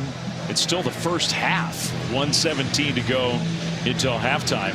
But this is absolutely stunning. It really is. And then the only negative thing, if you really want to search for Kansas State, it's the fact that you're giving Utah a minute 17 to go get some of those points. And remember, Utah gets the football to start the 3rd quarter. So if you're Utah, no panic, 1 play at a time. You're in this football game. Touchback. They'll start at the 25 with 1:17 on the clock and all 3 timeouts. Tuesday night on ESPN, the all-new ESPN app, we've got the exclusive reveal of the next college football playoff top 25 rankings. Reese and the guys will break it all down top to bottom. An interview with the committee chairman. Project the 12-team field. That's Tuesday, 7 Eastern.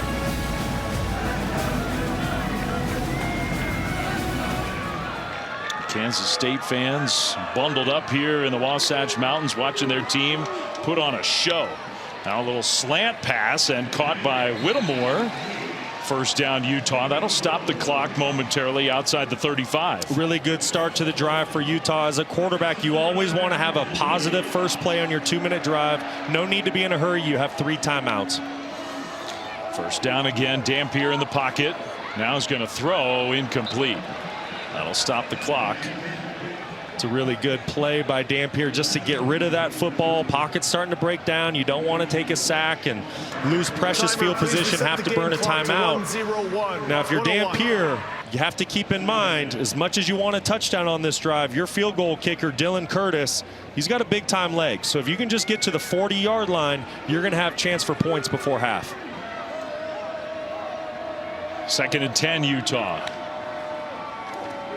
Dampier throws that one, and another turn upfield by Whittemore, who's been really involved in the pass game. First down, Utah. It's a great job at Dampier recognizing the soft coverage to the boundary. It makes it an easy throw, and if Kansas State's going to give that much free access, take it all day.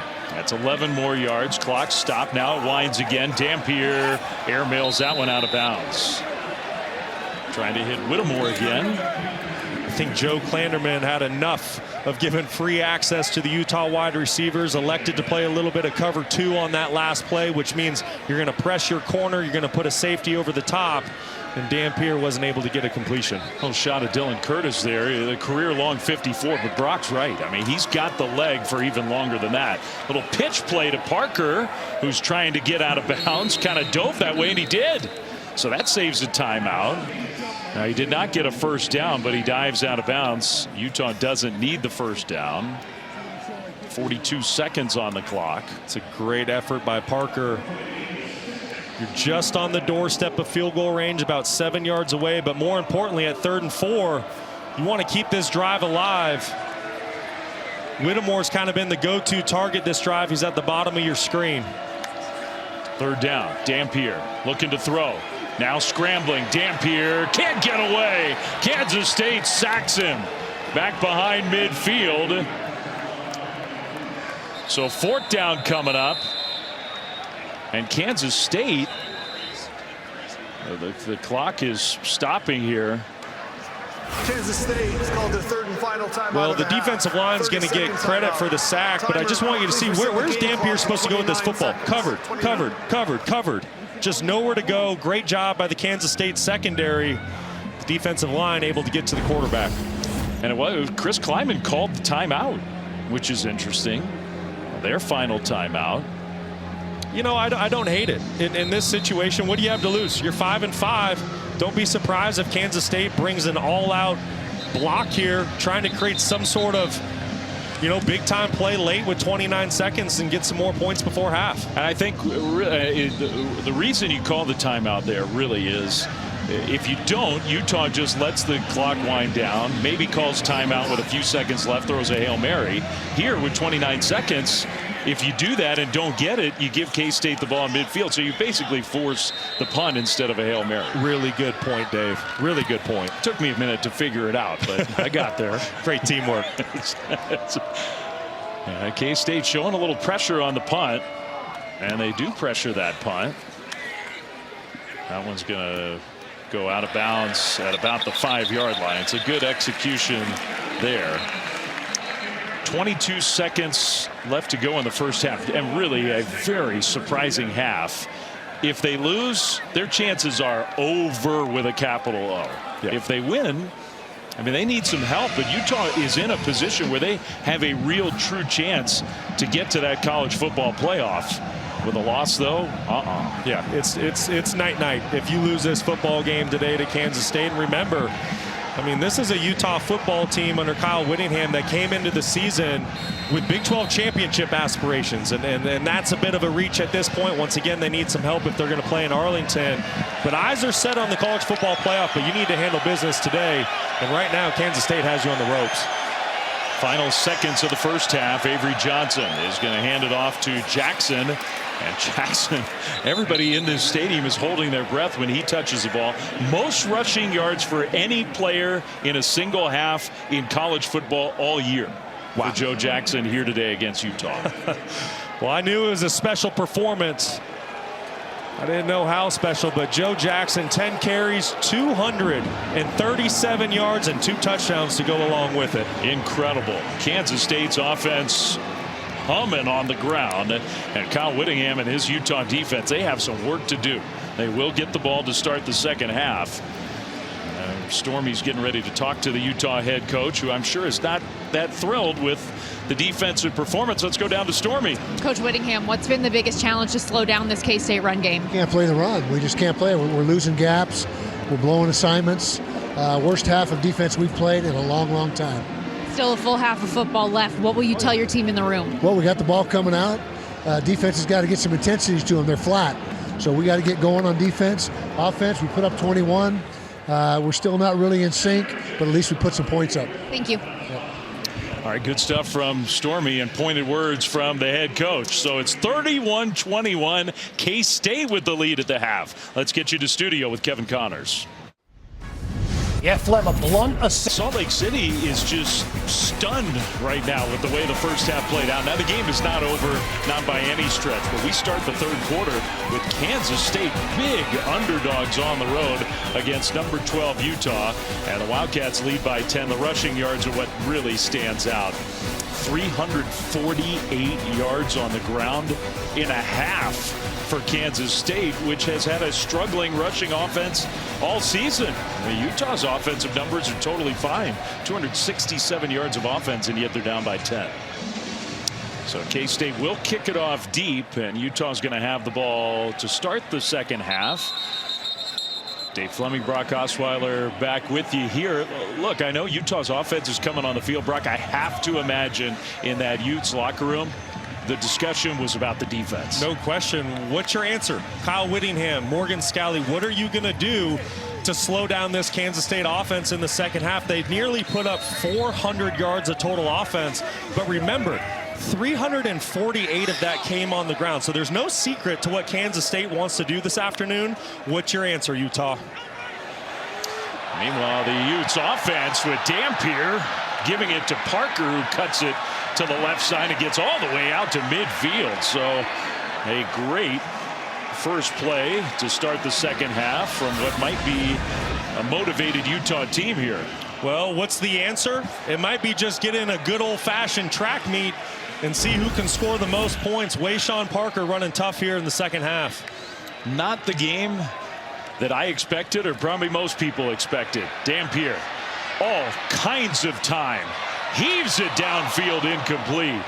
Man, he had forever in the pocket. Whittemore, the intended receiver. Great job by that Utah offensive line to give Dampier time. He created a little bit with his legs to create some space and time to push that football down the field. And just a little bit outside the stretch of Whittemore, who's played a really nice first half, and I wonder if some of that has to do with Ryan Davis not being in the game. Yeah, something's going on with the top Utah receiver. Handoff, Parker bounces it left, cuts middle, tries to leap over the would-be tackler VJ Payne, and gets the first down. Wow. Is Wayshawn Parker not exciting to watch the football? What an addition to this Utes team, coming over from Washington State, just a sophomore. But boy, has he been excellent in the backfield this year. As of late, in the last 3 games, he's gone over for 100+. It wasn't hurdles, it was like steeplechase. Parker for 12 now, in stride, caught, touchdown, Bentley.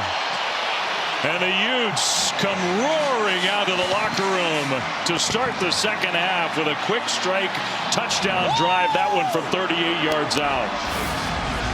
Well, you're going to see play action initially in the backfield, and then watch what that does to the defenders. They get their eyes in the backfield, and that's why Bentley goes up the sidelines without a defender anywhere around him.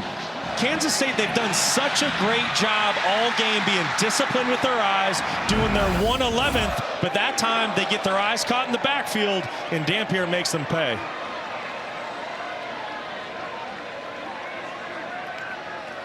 Extra point is up and good. Well, the playoff hopes for Utah are on the line, and this group has been playing so well. Did not have the first half they wanted. They come out to start the second half and make a statement. Introducing SportsCenter for you. Personalized every single day. Now available on the ESPN app. Powered by your favorites.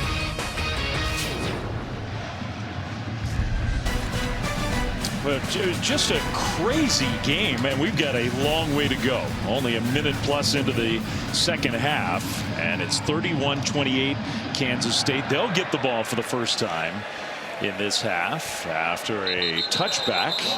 And let's go down to Stormy Buonantony. Well, you know, Kansas State head coach Chris Kleiman didn't love that start because he told me at the break discipline defensively was going to be crucial because Utah is just one explosive play away on any given down. When I talked to him about his offense, though, I said, what has gotten into your run game? He said, you know, this is something we thought we could do. Other teams hadn't committed to running the football against them, bringing in some different gap schemes they hadn't seen. And he said, there's still some run game he thinks they could get to. Joe Jackson with 236 in the first half. We might be on record watch, the most for a Kansas State player in a single game. 292 Darren Sproles in 2004. We are definitely on record watch. He's already got the all-time stadium record for rushing yards in a game, and the first play for K-State, the pressure came and Avery Johnson had to throw it away. Well, the big question here in the second half is what adjustments does Morgan Scalley make to his defense? We all know this Utah football team defensively loves to play a lot of man-to-man coverage. Well, when you get that, your eyes are on your man. So I'll be interested to see here if Morgan Scalley elects to play more zone coverage so you can get more defenders with eyes in the backfield here in the second half. Tight end came in motion, almost became a fullback, and they hand the ball off. And another positive run for Jackson. Found a small crease and got through for a gain of 5. Tell you what, this offensive line for Kansas State today, I am just so impressed. 79, Devin Vass, and the rest of the big fellas up front, they've been terrific. And for Utah, Rice-Eccles Stadium is starting to come alive. They know what's at stake, trying to make the college football playoff. Can they get off the field here on 3rd and 5? It's not been a great third down offense all year for K-State. Johnson trying to make an adjustment to the play. Play clock winding down. They get it snapped. Avery Johnson in the pocket. Johnson will throw, and it's knocked down. Incomplete. Jonathan Hall got a hand on it, and the Utes force a 3 and out to start the second half. Nice job by Jonathan Hall reading the quarterback's eyes. Utah comes out and plays zone coverage on 3rd down, which they don't do a lot of. Offensive line gives Avery Johnson time to throw the football, but you see Hall does a great job. Eyes on Johnson in the backfield when he goes to throw, gets a hand up on the ball, and that's the stop that this Utah defense desperately needed.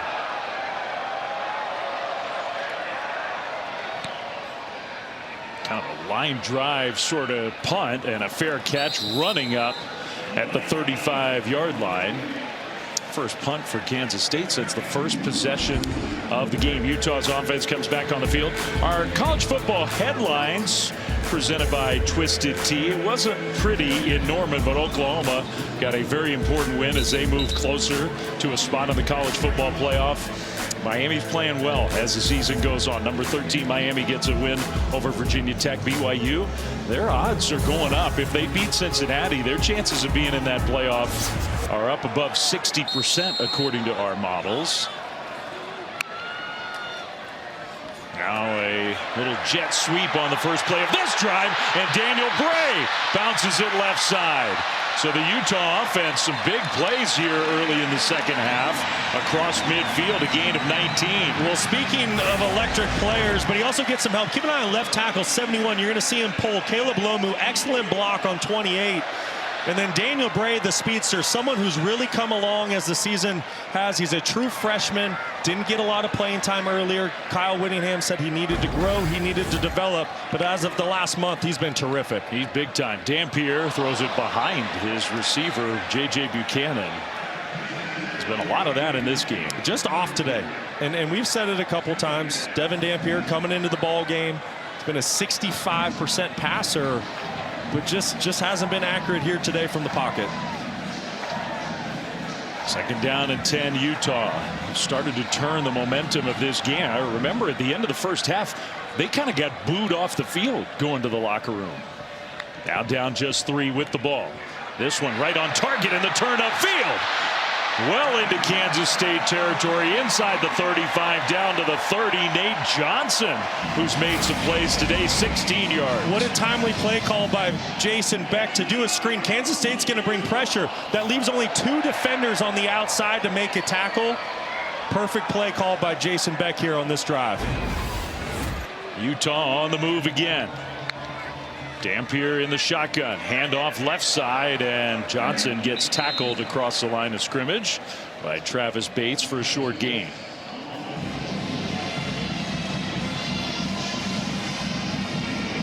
Utah going a little quicker tempo here. Already their second possession of the second half. First time they had it, they took a minute and a few extra seconds and got in the end zone. This throw, and that one right there to the tight end, Bentley. First down inside the K-State 15. Really good throw by Devin Dampier, in rhythm, taking what the defense gives him. He recognizes very quickly Kansas State's playing a zone defense, gets that football out of his hand, taking advantage of the soft spot in the zone. 13 more yards through the air for Utah. On first down, handoff straight ahead and to the 10. Nakari Rogers gets the carry for a gain of 4 on first down. Utah's using a lot of different players on the offensive side. Bray, Rogers, Johnson, Parker, running backs, new wide receivers. A lot of fresh legs for Utah, and that's not really the case for Kansas State. I'm noticing Desmond Purnell is not in the game at his linebacker spot. Instead, it's 28 Rex Van Wy. You have to remember also starting linebacker Austin Romaine is out. So Kansas State down 2 linebackers right now. A lot of fresh legs coming at them from the Utah side. 2nd and 6, and a keeper. That is Ficklin, and Bird Ficklin, touchdown. Just wouldn't be tackled. And we're not even 5 minutes in to this second half, and Utah's grabbed the lead back. His 3rd rushing touchdown of the game.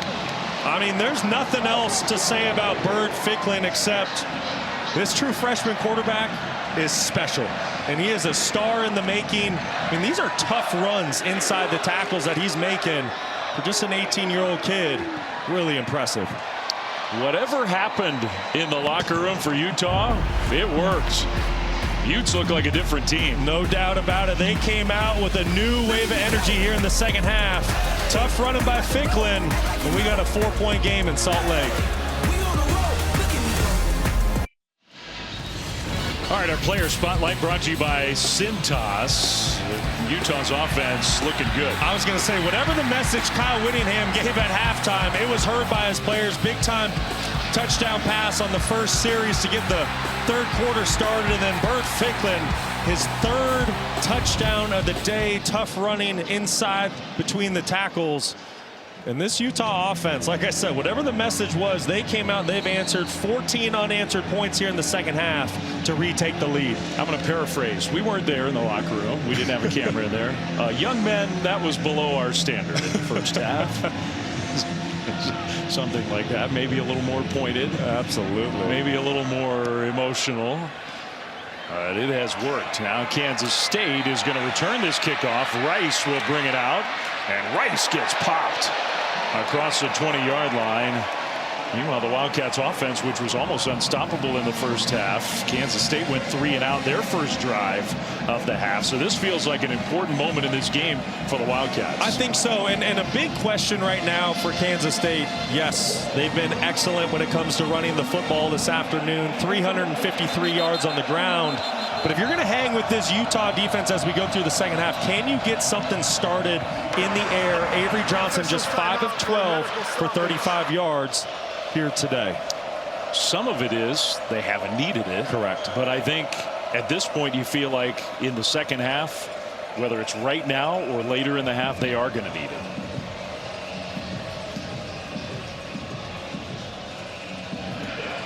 So whatever was going on, we got sorted out, and now the Wildcats will start their 2nd drive of the 3rd quarter. And Rice Eccles has come to life. And Antonio Martin in the backfield alongside Avery Johnson. 1st and 10. Back to pass. Out to the right side, and a nice delivery to Tibbs for a good gain. And that's a really good throw in rhythm by Avery Johnson. And you see what Utah's doing defensively. Morgan Scalley is not changing anything. It is pure man coverage, single high safety almost every single play. So I mentioned it. What can you get going through the air? I understand Kansas State, they're without their big play threat on the outside and Jace Brown, but what can you manufacture to create some explosive plays in the pass game versus all this man coverage? 2nd down and 4. Low snap. They'll give it to Martin anyway. Big hole straight ahead. Martin out into the open. Martin with a blocker in front. Left side. Flag thrown. He cuts it back in, and Martin gets in the end zone. For now, it's a touchdown. 73 yards, but there is a flag on the field, and we're well into the run. I don't know. We'll see.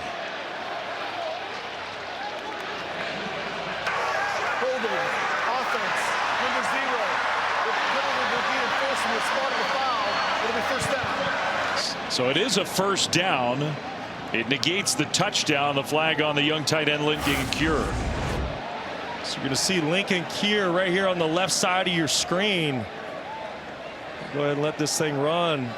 I'll say I don't know if I agree with that one there, Dave. It seemed to be pretty clean to me, and to take an explosive run and points off the board. I don't know. You got to think Chris Kleiman's pretty upset about that one. Maybe had a little piece of the sleeve of the jersey. Maybe get the protractor out.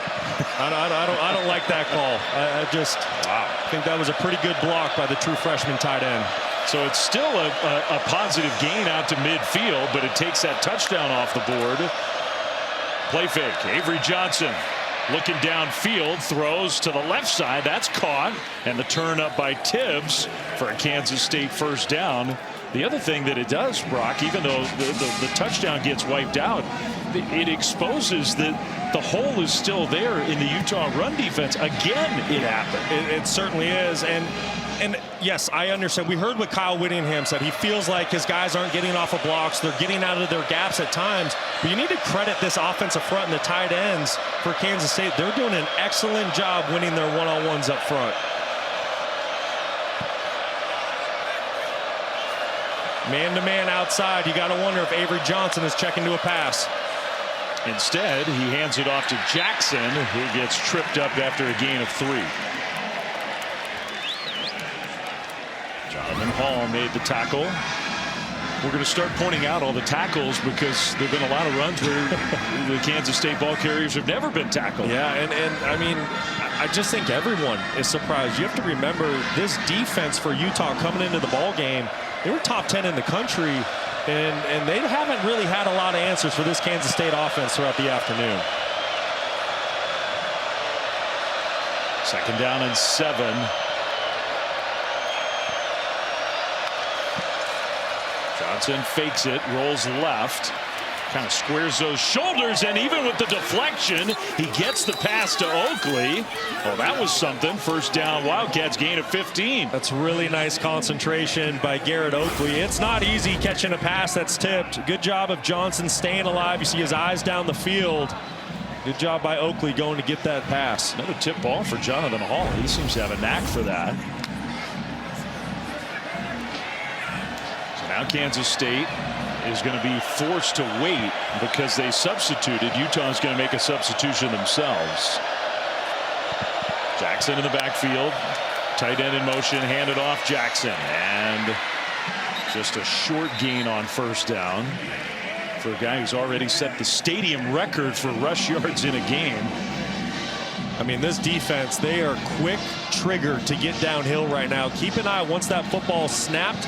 If it's a run, you see safeties flying downhill. You see backers. At some point, you got to think Kansas State is setting this up for a play action pass over the top. Maybe right here, right now. You got Jackson out wide left, so there would be no play fake because the backfield is empty. Now Jackson's going to motion back there. They'll fake it to him and roll right. Johnson's going to keep it. Avery Johnson with all that speed is going to go out of bounds right near the first down mark, but I don't think he got there. Elijah Davis, who had to sit out the first half, is on the field now in the second half, forced him out. Well, really good coverage down the field by Utah, and that's what forces Avery Johnson to use his athleticism. And you're right, he's short. That's one, I get it, you want to protect your body, but when you're trying to knock off the number 12 team in the nation on the road, I don't mind seeing a quarterback lower his shoulder and making sure that he gets that first down. Yeah, you got to get that one there. It's 3rd and 1. 6 minutes to go, third quarter. This is where you go hard play action. They will give it to Jackson, and he leads ahead. We'll see where they spot him. Close. I think he got the first down. And they will say first down, Kansas State. Really good effort inside by Joe Jackson. Yes, he's had the big explosive runs today, but he's also picked up some tough yards inside, 2-3 yards in between the tackles. Big back, almost 215 pounds. He's really kind of become the featured premier back over the last month or so for K-State. Those plays, they're killing his per carry average. He's down to 17.5 yards a rush. First down. They can get a first down about at the 1. Johnson keeps it. Avery Johnson around the right side. That time he does lower his shoulder and took a hit. Sort of slow to get up. Well, Garrett Oakley is just a complete tight end. Watch how he creates the lead block for Avery Johnson as they work out to the perimeter. Not only does Garrett Oakley hold the school record for tight ends most receiving touchdown passes, but like I said, he can block, he can do it all. This is a guy that's going to be playing football on Sundays. Kind of got landed on. Avery Johnson did. Look at that. Over 400 rushing yards now for the game for Kansas State. We're still in the third quarter. Play clock is down to 2. Down to 1. They get it snapped. Handed off. Jackson straight ahead and stopped just short of the goal line. But that's going to be a first down. Remember, they could get the first down, and that's enough for 1st and goal, K-State. Just another really good job by this offensive front. In particular, the left tackle, 78, John Pastore, does a great job working his double team, securing level 1, working up to the backer. This is an offensive line that clearly has great chemistry, and they're really in sync today. What a drive. 78 yards over 6 minutes. And now 1st and goal. Pistol formation. Johnson hands it off. Jackson. And no, he got stopped short. Down to about the half-yard line. 2nd and goal coming up. Well, Garrett Oakley, who's jogging off the field right now for Kansas State, he's really kind of been the go-to target in the red zone this season for Kansas State. But when you're about 2 or 3 inches away from scoring a touchdown, I will be shocked if this football goes in the air. I expect a series of runs right here from Kansas State. Under center, Johnson.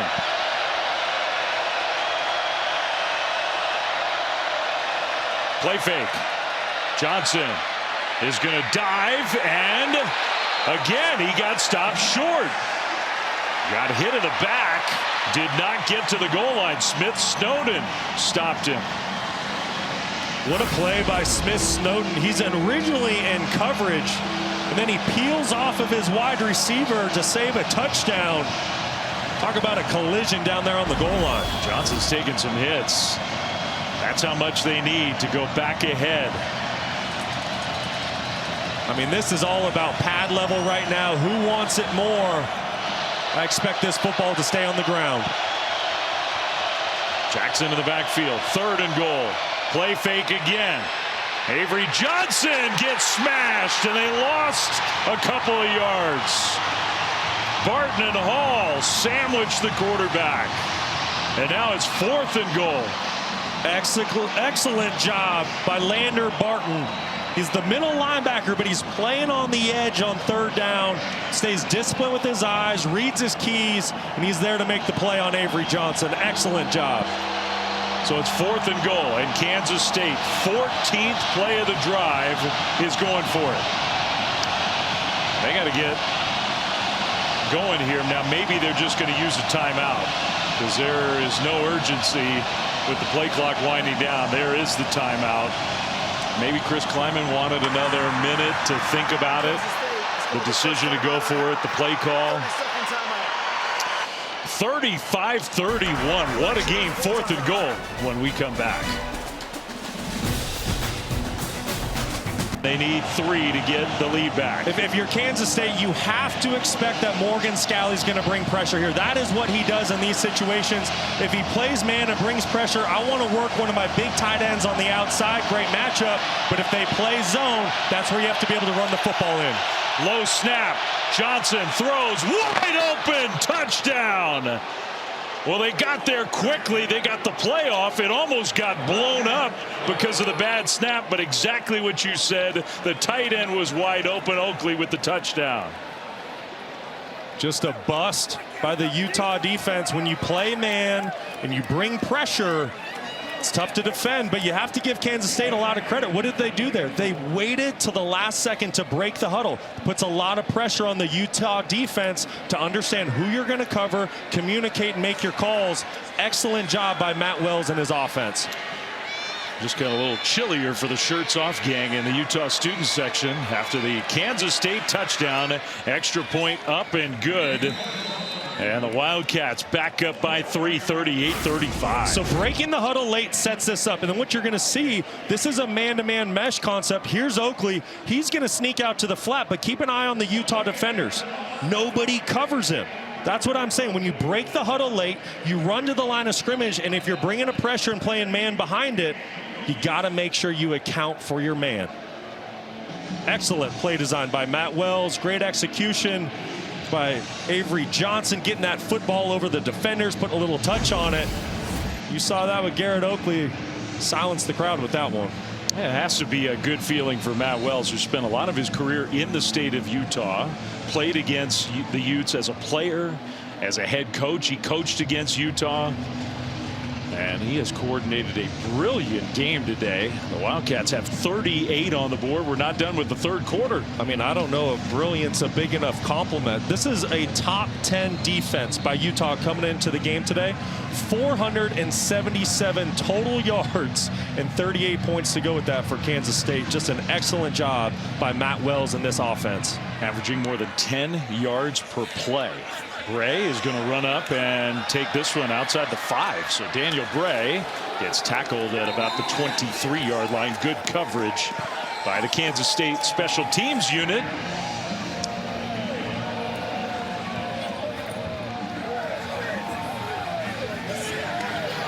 .139 to go. Avery Johnson, I give him credit also. He's over on the bench going over that last drive and that last play. He's now tied Will Howard for most career touchdown passes in the history of the Kansas State program. How about that? And I said it at the very beginning of the game today. I don't think the 5-5 record by Kansas State really says how good of a season Avery Johnson has had.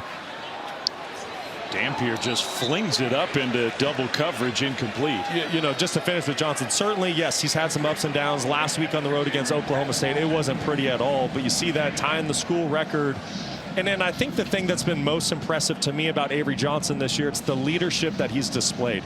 As they've gone through this 500 season when they had Big 12 championship aspirations, he's never pointed the finger. He shouldered the blame and led this team the right way.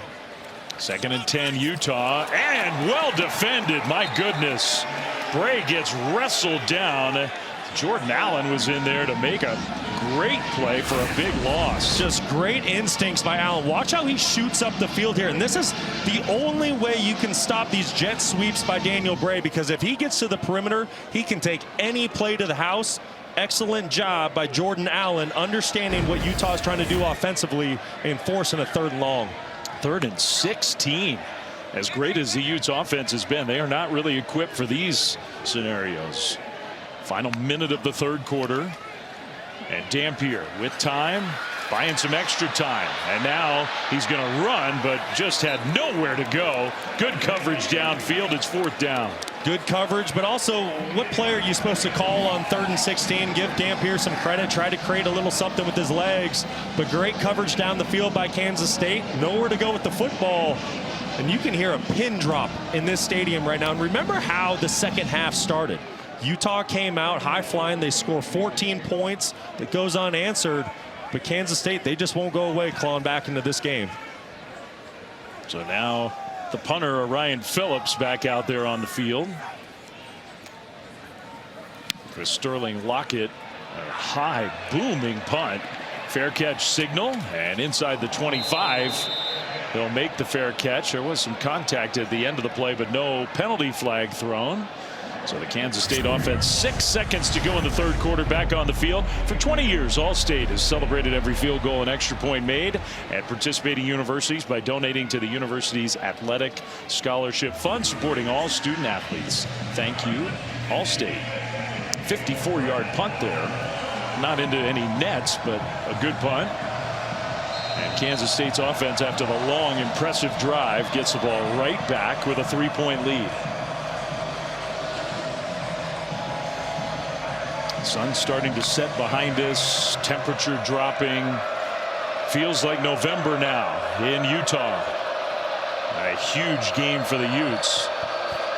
Johnson of the Wildcats offense, back to pass, is going to swing it out right side. That's Jackson, who gets around the corner. Jackson down the right sideline. Finally out of bounds, but across the 40, out to the 42-yard line. 18 more yards for the Kansas State offense. Wow, what a game here in. Welcome back to ESPN College Football, presented by Claude on this November Saturday in Salt Lake City. One of the great venues in the Big 12. One of the great venues in college football. Very nervous, though. The huge stakes for Utah. If they lose this game, their chances of getting to the playoff are over. If they win, they've got a real decent chance to get there. Avery Johnson on first down.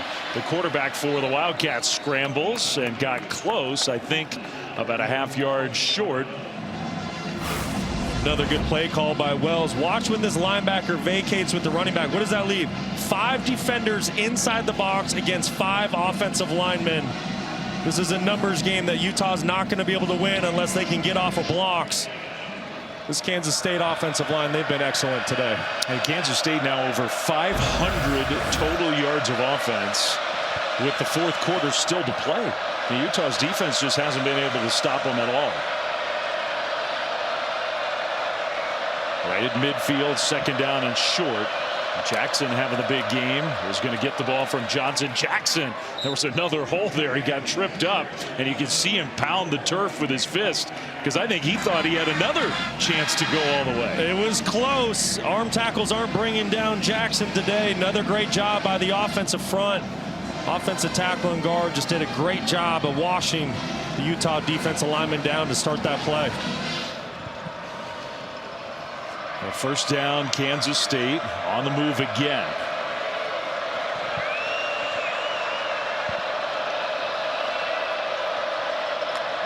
Johnson takes the snap. Pressure coming. Johnson scrambling, and Johnson will throw it away. Just kind of sailed it right over the head of Jackson to prevent the sack and the loss.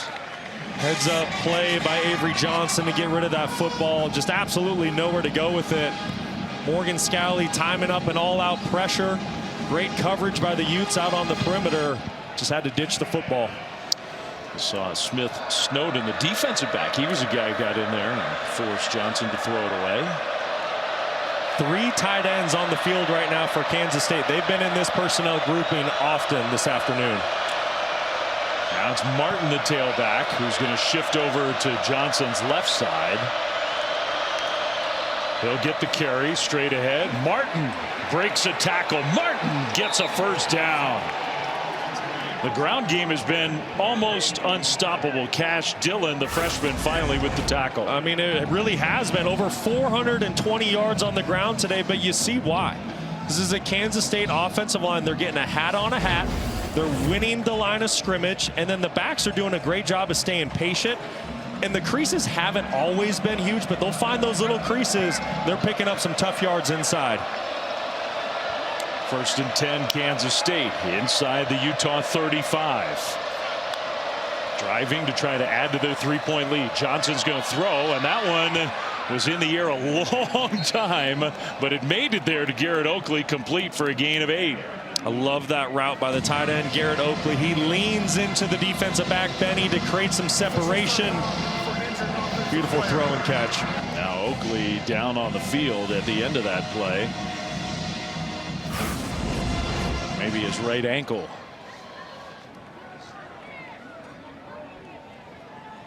Looks like that left ankle as Jackson Benny comes down, lands right on Oakley. It's put into an awkward position. Yeah.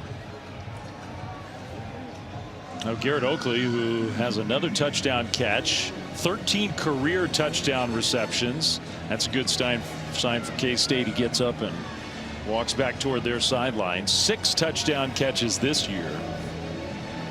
Those 13 are a school record for tight ends. He's a big-time player for this Kansas State offense. Hopefully he's okay and able to get back out there in this game. 2nd and 2 for the Wildcats. 7th play of the drive coming. They moved 50 yards already. Joe Jackson having a record-setting night back in the game for the Wildcats. Morgan Scalley, I mean, one of the better defensive coaches in the country, has had no answers. 2nd and 2. And I think K-State moved. Utah thought they did. And false start, offense, number 80, 5-yard penalty, 2nd down. So Will Ancio just getting a little bit of a head start for Kansas State. A couple times today this has happened when Avery Johnson has tried to snap the football using a voice cadence. You can see there he's not on the clap, he's using his voice. And right now Kansas State's down by the Utah student section. I just think it's too loud to try to use your voice in shotgun. From 2nd and 2 to 2nd and 7. Jackson gets it right side. Jackson got hit hard, fell forward to get a yard, maybe 2. It'll be 3rd down. What a critical 3rd down this is for both of these teams. Kansas State, you're trying to punch in a touchdown, go up 2 possessions. Utah, you're trying to keep your college football playoff hopes alive. I expect Morgan Scalley to bring pressure here defensively, so if you're Avery Johnson, you need to know where to go with this football quickly. He's going to go under center. Those 2 tight ends will motion left. On 3rd down and 5, handoff. Jackson cuts it right. Jackson spinning. Jackson got very close. I think they're going to spot him short, though. So now what? On 4th down and a yard? Wow. Kansas State's keeping the offense on the field. Just so impressive. It's 3rd and 5, and you're running the football. You're picking up 4.5 yards. Just so impressive by Kansas State. Another bad spot, in my opinion. It was really, really close. So it's 4th and 1. Johnson pitches it. Jackson, and he'll get the 1st down. That was a different play call, and it worked. I really, really like that play call there by Matt Wells. You have to think you've been running inside, kind of downhill for these tough yards inside.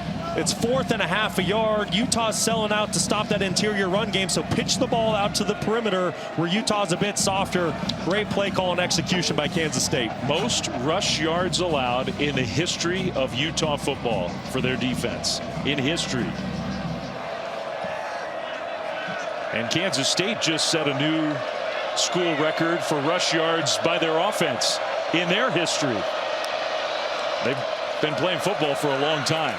On 1st down, Jackson adds to that total by a yard. I mean, if you've watched Utah since Kyle Whittingham has become the head coach 21 years ago, you know how much pride he takes in his defense, being physical, being tough, being disciplined, stopping the run. So the fact that Kansas State has come on the road this afternoon and rushed for 440 yards, there's nothing more demoralizing to a defense. That clock winding. Under 10 minutes to go. Johnson alone in the backfield. is going to run right. Design quarterback run, trying to get to the corner. A little stiff arm, so that prevented the loss. Jackson Benny was there, but couldn't get him to the ground. Wow, how about that stiff arm by Avery Johnson? Not only does he have great speed and athleticism, but you see the strength. Jackson Benny, who comes up to make the tackle, is a fantastic player in his own right. Avery Johnson sent him right down to the turf. Another third down for Kansas State inside the Utah 20. Last 3rd and 5. Kansas State elected to keep the football on the ground. We'll see if they stick with that same decision here. 12th play of the drive. Jackson leaves the backfield. Johnson rolling right, throws, and it's knocked away, incomplete. Trying to hit Tibbs in the end zone. Blake Cotton was there with the coverage. And it's 4th down and 5. The field goal unit is coming out. Really good coverage by Blake Cotton down the field. See Avery Johnson fired up. You got to wonder if he wants to go for it here on 4th down. Really good coverage and a great job of Cotton getting a hand on that football. I think he you want a flag. Should have been a penalty, yeah. So from 36 yards out, Luis Rodriguez.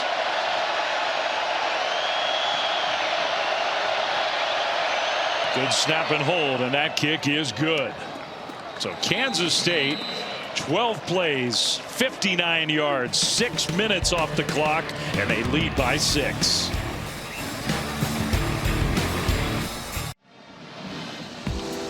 Well, tonight, 11 Eastern, you can catch the 3rd annual Las Vegas Grand Prix from under the lights on the Strip in Vegas. If you've never seen it, it is quite a scene. Pre-race coverage begins at 10 Eastern on ESPN, ESPN Deportes, and the all-new ESPN app. Maybe Stormy can make it home in time to catch the race in person. She'll get a watch from the air maybe as she's landing. Oh, even better. Bird's eye view.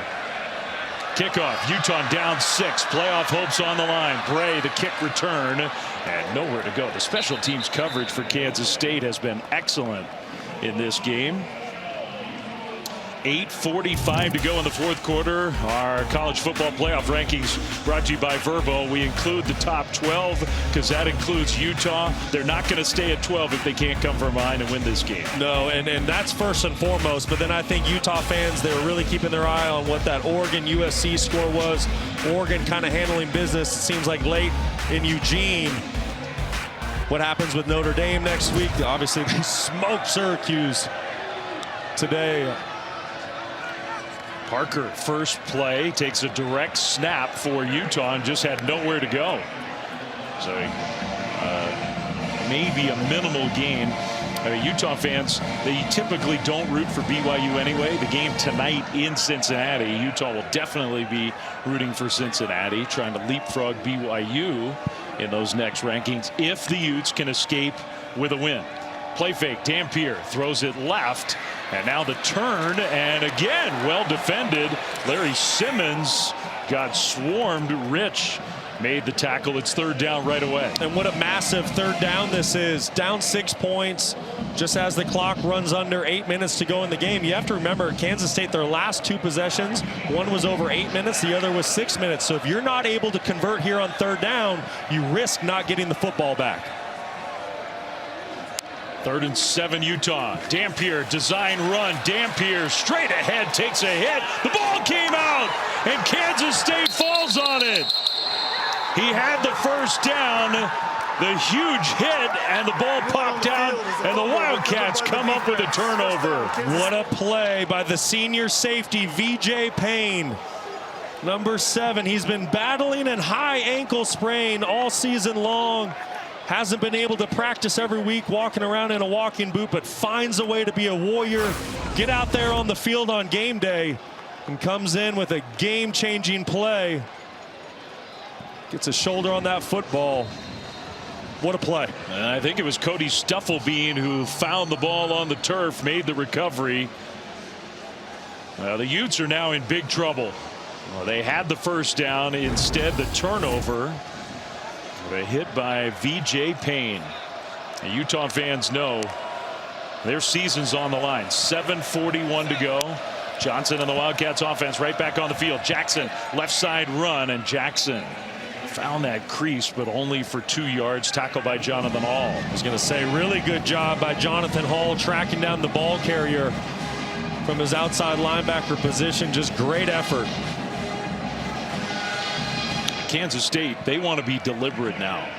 They're already in field goal range, leading by 6.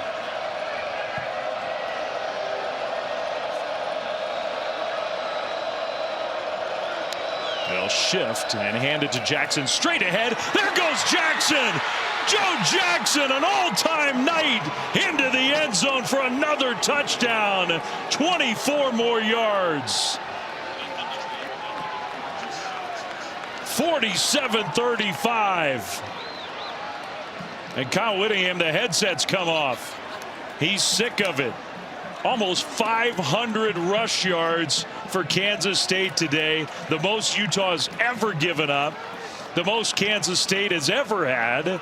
Joe Jackson's had the most rushing yards for any one player in the history of this stadium. And that one has silenced this crowd. Unbelievable afternoon by Joe Jackson. 291 yards on the ground and 3 touchdowns to go along with it. Just playing inspired football. Kansas State going for 2. Johnson is going to throw, and it's knocked away, deflected, and actually intercepted. There is a penalty flag. Returnable, and here goes Utah. Teo Johnson. Avery Johnson trying to catch him. Teo Johnson angling, and he's going to go all the way. Now there is a flag back in the end zone, so this one might be negated by the penalty. And we just got some conditioning in for everybody, maybe for no good reason. Fireworks are going off, but I think this football is coming back. It's going to be pass interference on Smith Snowden, who's out in coverage on the tight end, Lincoln Cure. You see on the right side of your screen, the contact happens earlier in the down. There is no foul on the play. There's on the play is 2 points for Utah. Wow, so they just picked up the penalty flag, waved it off, and Utah gets 2. I mean, that's huge. Chris Kleiman is just losing his mind over on the sideline.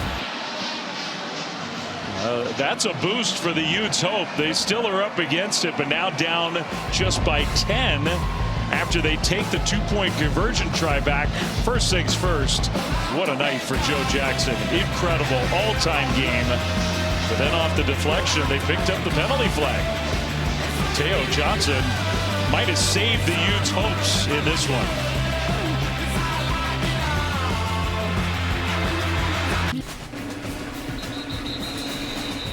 All right, back to action very quickly. The kickoff after just a crazy sequence. Kansas State gets a turnover, gets a touchdown, goes for 2. And a penalty overturned. The 2-point conversion actually goes the opposite way. So with 7 minutes to go, 10-point deficit for Utah. Quick check in studio with Kevin. All right, Flem, Oregon is 2 minutes away from effectively eliminating USC from the playoff. This is Noah Whittington. Now, Oregon has been by far the more physical team, out rushing USC by about 100 yards. All right, Dave. All right, so that's a big game. So is this one, and Utah is up against it. Parker with the carry. Time is definitely a big factor now. We're under 7 minutes to go. A gain of 9, I believe, on that first play of this drive with the clock running. And you see Utah, they're staying at the line of scrimmage. They understand they need 2 possessions here, trying to play with a little bit of tempo. Dampier in the pocket, throws, and the slant caught by Whittemore. First down, Utah. Interesting, we just haven't seen a whole lot of Bird Ficklin in this game. He has 3 rushing touchdowns, but how many snaps has he taken as the quarterback? Maybe 6 or 7? That's a good point, and we haven't really seen him in the second half, but now that you're in an obvious passing situation, I expect it to be all Devin Dampier down the stretch. And this is an offense they need to go. The time is not in their favor right now. No, even that's just taking way too long when you're down 10. Dampier will go outside and get shoved out of bounds after a short gain. Now remember, Dampier, he's a very capable passing quarterback, but this system, this offensive system under Jason Beck, they're built to run the football with a lead. So this is going to be interesting to see how they play this. Once again, they need 2 offensive possessions. They still need to get a stop, so they need to get going in a hurry. You can see Dampier, he's yelling at the sideline like, give me a play. It's just, that's frustrating for him, I think. He'll throw this one, and that's complete into Kansas State territory. Simmons with the catch, gain of 15. Just too easy outside. Soft coverage by Kansas State, giving the wide receivers free access. That's just pitch and catch in the backyard. Now they're going a little faster. Parker, straight ahead run, nowhere to go. So good tackle there by Kansas State. Des Purnell might have missed a few plays on defense. Back out on the field, he's had a really good year. I mean, I get it. You have an explosive run game. If you're Utah, you can score in a hurry. But you got to go. Your college football playoff hopes are on the line. If you're Jason Beck, you need to be throwing this football right now and chewing up yards down the field through the air. He does throw it. Dampier does, but the tackle inbounds, short gain. Just 3 yards to Bentley, the tight end. Clock continues to roll. Well, now the most important thing is to get a first down. So you're going to sequence this thing in anticipation that this is 4-down territory. Dampier pitches it to Parker, right side. Parker, it depends on where they spot him. He was angling out of bounds, and they'll say he went out well short. I mean, he jumped forward and thought he got it. They spot him a couple yards short. Well, and Utah has a decision to make here. I get it. This would be a very long field goal for Dylan Curtis, but technically it is within range for the freshman kicker. But you see no hesitation by Kyle Whittingham. He wants to go for it on 4th down. Clock rolling. Kansas State substituting. Now I think the Wildcats might have jumped off sides. Parker, if the play stands, did not get the first down. When they handed it off to Parker, and he didn't get there. Well, there were a couple different flags thrown, and not so much on the line of scrimmage, but more back in the secondary. Well, you're going to have too many men on the field. Substitution on the defense, 12 players on the field, 5-yard penalty, first down. Yeah, it's Eli Leo and Obi Izor trying to get off the field, and they need to be sprinting. They're doing a light jog trying to get off the field on 4th down, and just a critical error by 2 defensive linemen. You know, it's interesting. We just haven't seen that enforced that much this year. We've seen officials hold plays at the line of scrimmage for longer. I think actually that's probably the way it's supposed to be done. Going downfield and knocked away, incomplete. Good play on the ball by Rich. That's a really good point you make, because you see it all the time in college football. The officials give the defense plenty of time to substitute, jog off the field, but you got to wonder if the officials kind of sped things up because of the situation here in the 4th quarter.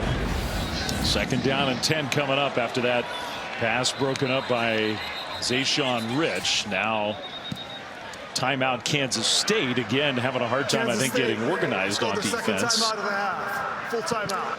Leading by 10 with under 4 minutes to go. This drive's already taken 3+ minutes. Well, just a reminder, coming up at 7:30 Eastern, final game of our SEC on ABC triple header number 20. Tennessee taking on Florida down in Gainesville. Over on ABC 7:30 Eastern. You can catch the action also on the all-new ESPN app. What a night here at Rice-Eccles. 10-point lead, Kansas State. Utah ball.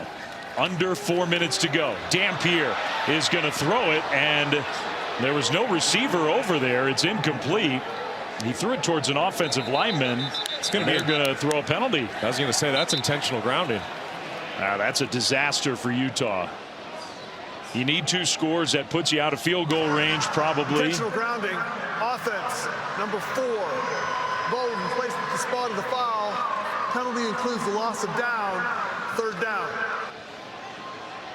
Just a 4-man rush by Kansas State. Nowhere to go with the football down the field. Really good coverage. Dampier trying to create with his legs outside the pocket. You see the pursuit by Kansas State, and then you see there's no eligible ball carrier anywhere in the vicinity of that throw. And now facing a 3rd and 22. Not where you want to be. Loss of 12, loss of down. maybe loss of a chance for a field goal. Just get inside the 40-yard line so you can give Dylan Curtis a chance at 3 points. Parker in the backfield. Dampier near midfield. Pump faking, now throws, and it's caught right near the first down mark by Larry Simmons. Spotted about a half a yard short, and we'll see what Kyle Whittingham wants to do. No hesitation. Looks like they're going to go for it. How about that play, though, by Larry Simmons? Only his 8th reception on the entire season. Excellent throw and catch. Well, they are going for it. They will hand it off. Parker right side. Parker breaks a tackle and gets the first down.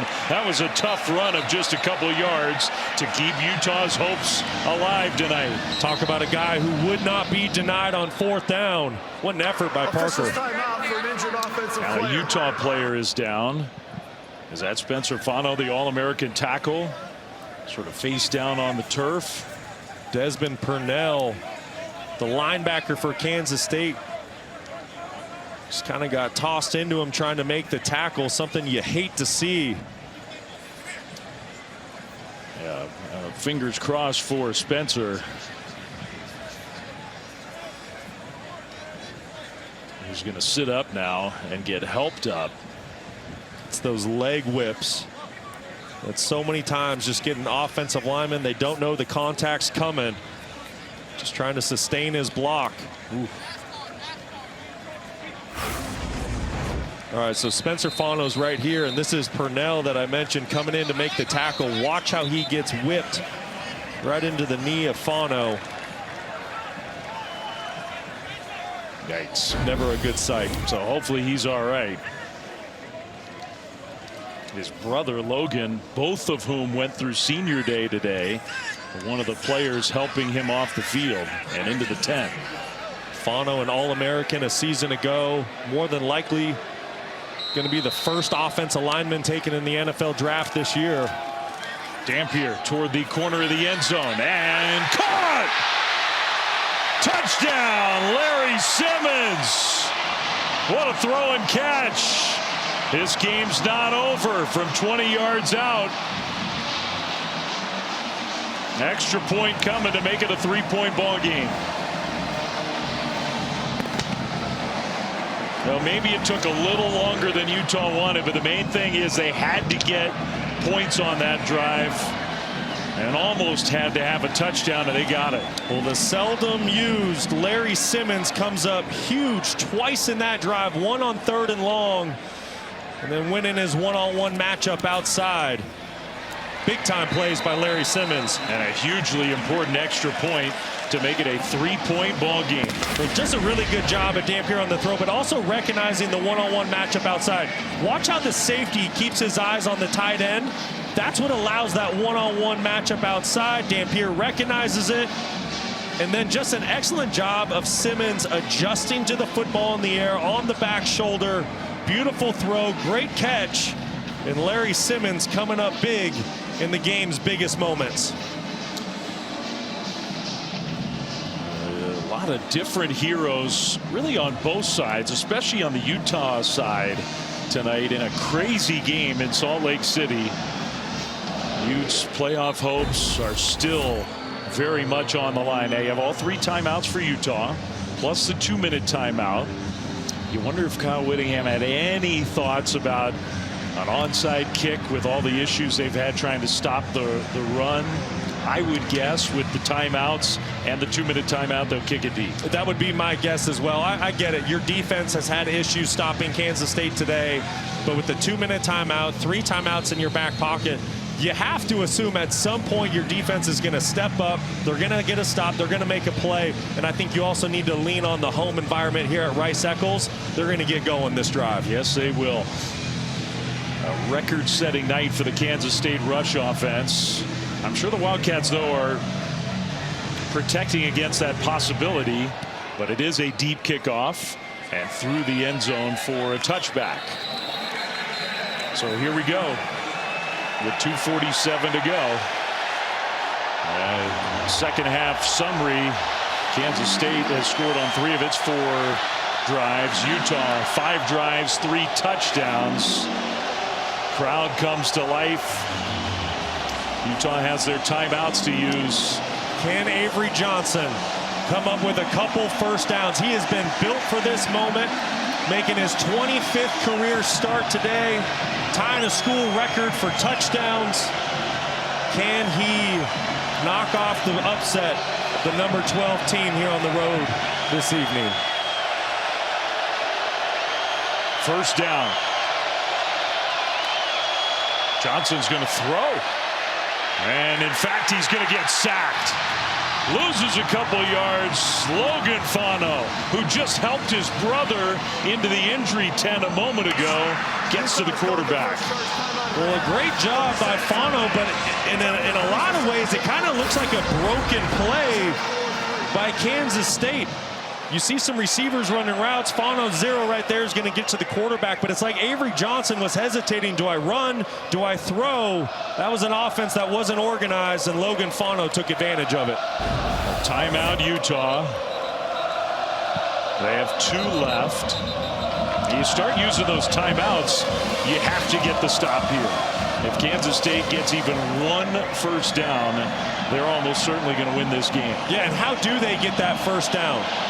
You know, I'm really surprised of that play call on first down. As good as they've been running the football between the tackles today, I really thought Kansas State would stick with that. We'll see what they call here on second down to make this a potential 3rd and manageable situation. Out of the timeout, 2nd and 11. Jackson shifts around in the backfield. They're going to give it to Jackson, and he's got nowhere to go. Another timeout. Maybe a couple yards. 3rd down coming up. Well, if you know Utah football, you know Morgan Scalley's going to bring pressure in the game's biggest moments, and that's exactly what he does with this corner cat. They're bringing more bodies to stop the run game. You know that's what Kansas State wants to do. Excellent play call, and then the execution by Smith Snowden to get in there and get the back to the ground. And just one more quick historical note. The 3rd and 9, the play of the game coming for Joe Jackson. That run just broke Darren Sproles' all-time single-game Kansas State rush record. He's got 293 yards tonight. What a day for that young man. Sophomore out of Haines City, Florida. Career night here on the road. But here's the game's biggest play. 3rd and 9. How can you pick up a first down if you're Kansas State? You know Morgan Scalley's going to play man coverage and bring pressure. You're down your top wide receiver in Jace Brown. Your go-to tight end Garrett Oakley's on the sideline with an injury. What mismatch can you find?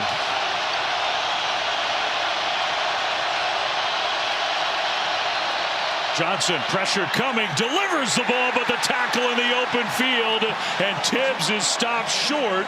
Kyle Whittingham uses that final timeout, and Kansas State is going to have to give the ball back. Well, what a stop by this Utah defense. We said it. You know Morgan Scalley's going to bring pressure. So there's 3 defensive backs for the 3 wide receivers. Excellent job of Smith Snowden driving on that inside slant route and forcing a punt by Kansas State. I mean, you want to talk about a big-time play. As a defensive back, you know your season is on the line. Your college football playoff hopes are on the line, and you know you're one-on-one with no help outside. That is an elite play by Smith Snowden. And remember, Brock, the 2-point conversion, penalty flag picked up, tip play, 2 points for Utah means this is a 3-point game. Not a 4 or 5-point game. A field goal can tie it. The punt. Kind of a line drive punt. And it is returnable. The turn upfield. And a tackle close to the 30-yard line. That's where the Utah offense comes back on the field. No timeouts. But the 2-minute timeout looming. Dampier in the. This is the play we were talking about. Look at the top of your screen. That's Smith Snowden in coverage on Cure, the tight end. Flag is originally thrown. You mentioned it, Dave. The ball's returned. Flag ends up getting picked up. If that was originally a no call for defensive pass interference, I would be okay with that decision. But the fact that the flag was thrown, there was some contact. I mean, that's really the story of the game with 2:25 to go. Otherwise, Utah would have to go score a touchdown. Now, a field goal could tie it. Dampier across the middle, and a pass caught, then the ball's out. And Kansas State has it, but they're going to say incomplete. Simmons had it. Incomplete pass. Second down. And Utah would do well probably to get to the line and snap another play. Boy, that was really close. I don't think Larry Simmons had time to have full possession of that and make a football play. I think it was a good call. Yeah, great call by the officials. 2:19 to go, 2nd and 10. Dampier throws right side, pass caught, and then the shove out of bounds. Whittemore with the catch. Good job down and short. Really good job of recognizing the soft coverage to the boundary. Take the gimme throw to make this a 3rd manageable. A long field goal, you need at least probably 25 more yards. Option play. And Parker got tripped up. He did not get there. So now the 2-minute timeout comes, and Utah needs a yard. Rich is down on the turf. We'll take a timeout and come back for the final 2 minutes right after this.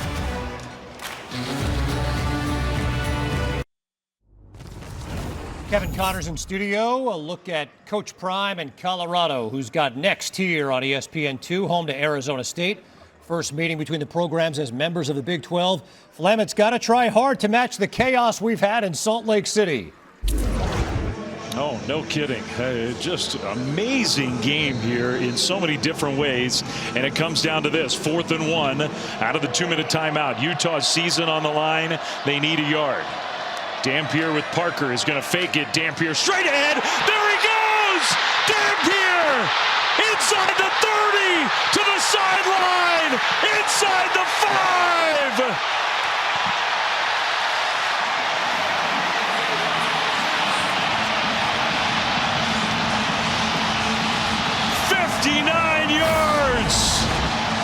Well, watch what the jet sweep does to the defense. It pulls some defenders out of the box. It creates some hesitation, and that is all Devin Dampier needs for the game-breaking play.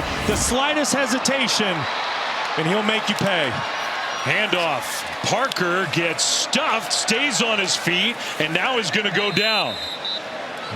Utah figures they've got the field goal to tie cinched, but they want a touchdown to try to win this game. Absolutely. You don't want to take this thing to overtime if you don't have to. I mean, your college football playoff hopes are on the line. You're down there on the inside the 5-yard line. Utah, one of the best red zone offenses in the country this year, scoring touchdowns at 80% a clip. 2nd and goal. Dampier did not quite get there. A yard away. Oh my goodness. What final minute. Kansas State is going to use its last timeout. Chris Kleiman had to run about 50 yards out on the field to get the timeout.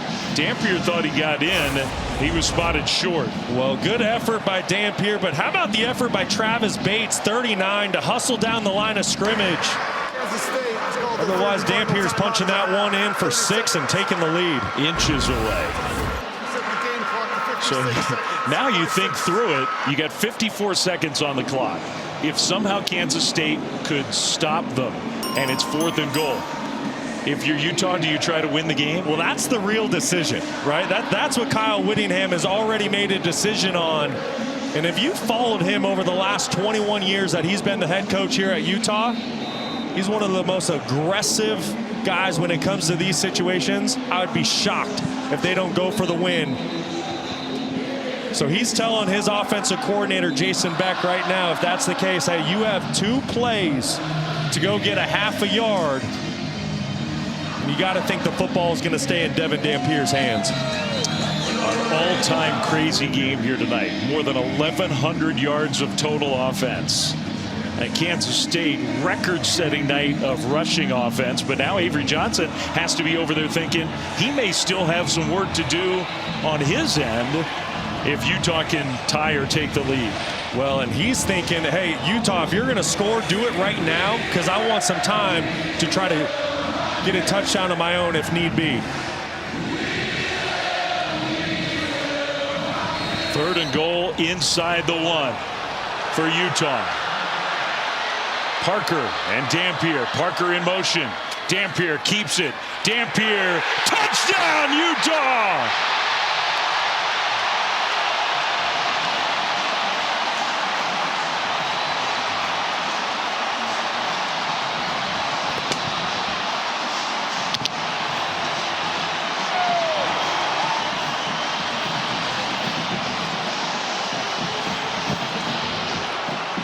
7 plays, 70 yards, under a minute and a half with 56 seconds on the clock. And a very big extra point coming up here. The Utes' playoff hopes are still alive. How about that effort by Devin Dampier? Talk about a quarterback that would not be denied. He met linebacker Desmond Purnell, all 232 pounds of him in the hole, and punched that football in. Extra point is good. That's huge. Now Kansas State is going to need a touchdown. Well, how did they get down there? It's this explosive run by Dampier. The jet sweep by Utah gets that Kansas State defense just to hesitate just for long enough to allow Devin Dampier for the big breakout run. And then that's what I mentioned. That's Purnell and Dampier meeting in the hole at the goal line. Who wants it more? And Devin Dampier would not be denied. Absolutely incredible. Utah was down 47-35 with Kansas State lining up to go for 2. Tipped ball, interception, take it back the other way to get 2 points for the Utes. Touchdown, touchdown. It's 51-47 with 54 seconds left and Kansas State out of timeouts. What a ball game we witnessed this afternoon and evening here at Rice-Eccles Stadium. Whichever team ends up losing this football game, you just feel so terrible for, because both teams have completely laid it all out on the line. What a performance by both Kansas State and Utah.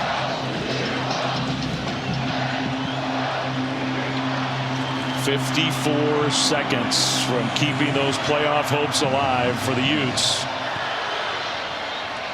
Kickoff is going to go into the end zone, so the Wildcats will start at the 25. They got to go 75. They do, and it's not going to be easy. Remember, Kansas State is without their top wide receiver in Jace Brown. Also, their go-to tight end, Garrett Oakley, came off the field in the second half with an injury. So they are down some skill players with this Kansas State offense. How can Avery Johnson work a miracle here late at Rice-Eccles? 54 seconds remaining.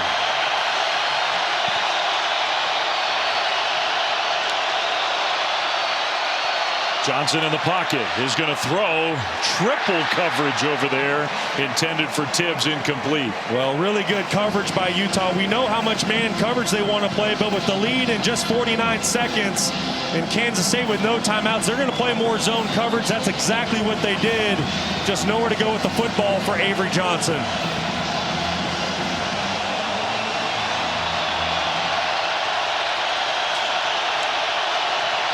Jackson in the backfield alongside Johnson.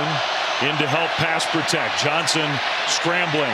Throws across his body. And it's intercepted. The senior, Lander Barton. And that's going to do it. A crazy come from behind win for Utah.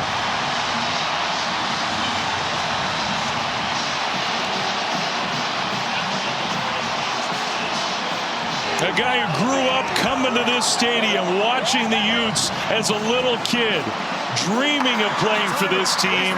His final game in the uniform in this stadium, and the interception to clinch it. I mean, it's just like a Hollywood movie for Lander Barton. What a play. Avery Johnson trying to create outside the pocket. See Morgan Scalley, defensive coordinator, celebrating with Kyle Whittingham. But it's Lander Barton who puts the nail in the coffin for Kansas State, who brought their A game today. They threw their best punch, but Utah would not be denied. What a ball game, Flem. Incredible, truly. And you feel for the Wildcats. They just played so well, and they've had a year of heartbreak and disappointment. And a chance to get a win and really salvage the year. Instead, just an incredible game that the folks here in Salt Lake City are going to be talking about for a long, long time. Yes, they will. How about that fight and determination by Kyle Whittingham's ball club as the two head coaches embrace that midfield. So much respect for one another. And Devin Dampier was the star of the show when his Utah team needed him most late in the fourth quarter, orchestrating a huge run on 4th down, and then punching it in on the ground down on the goal line. Just unbelievable. Lander Barton, number 8, right in the middle of your screen. Just working the zone coverage. Football comes right to him, but he makes a great play. And I mean, that's stuff that Hollywood movies are made of. Like you said, Flynn, Lander Barton, a kid that grew up coming to games here at Rice-Eccles Stadium. It's senior night, and he puts the nail in the coffin for Kansas State.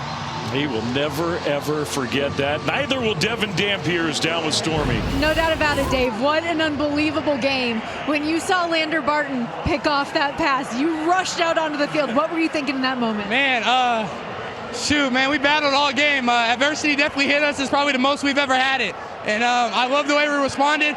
We fought to the end, and man, just for Lander on senior night to clinch that moment like that, a huge moment for him, but a huge moment for these seniors to go out with a W at Rice-Eccles Stadium. Take me into that final offensive drive, 4th and 1. When you rip off the 59-yard run, what was going through your mind? Yeah, just before that, the whole O-line said, Dev, we're going to make those holes open. We're going to block for you. Receiver said we're going to catch the ball, give it, put it our way. Man, we got to a 4th and 1. Man, I told Coach, believe in me. Put the ball in my hands. And, man, when we got an offensive line like that, I was able to hit it and able to get us a touchdown. So very happy the way our offense came out on that last drive. Cap it off with the game-winning score. For you guys as a team, this win was so important to keep any hopes of the college football playoff alive. How much were you guys thinking about that late tonight? Yeah, I mean, man, not during the game, but before the game, we knew what was at stake. Had to win out to make it to that college championship playoff. So, shoot, man, I'm so happy. I'm just so happy the way we performed, man. Man, I love this team for sure. You earned it. Enjoy it. Thank you. Appreciate you. 2 touchdowns passing, 2 touchdowns rushing, and 1 big smile for Devin Dampier. I was going to say, I'd smile like that too if I was Devin Dampier. Tell you what a win for the Utes. They are battle tested. If they can find a way into the college football playoff, look out, this team's dangerous. Happy birthday, partner. Thank you. That was a good present, wasn't it? 35 good years. For Brock Osweiler, for Stormy Bonatoni, for our whole crew, Dave Fleming saying, thanks for sticking with us. Crazy, great game. Let's get you to studio with Kevin Connors.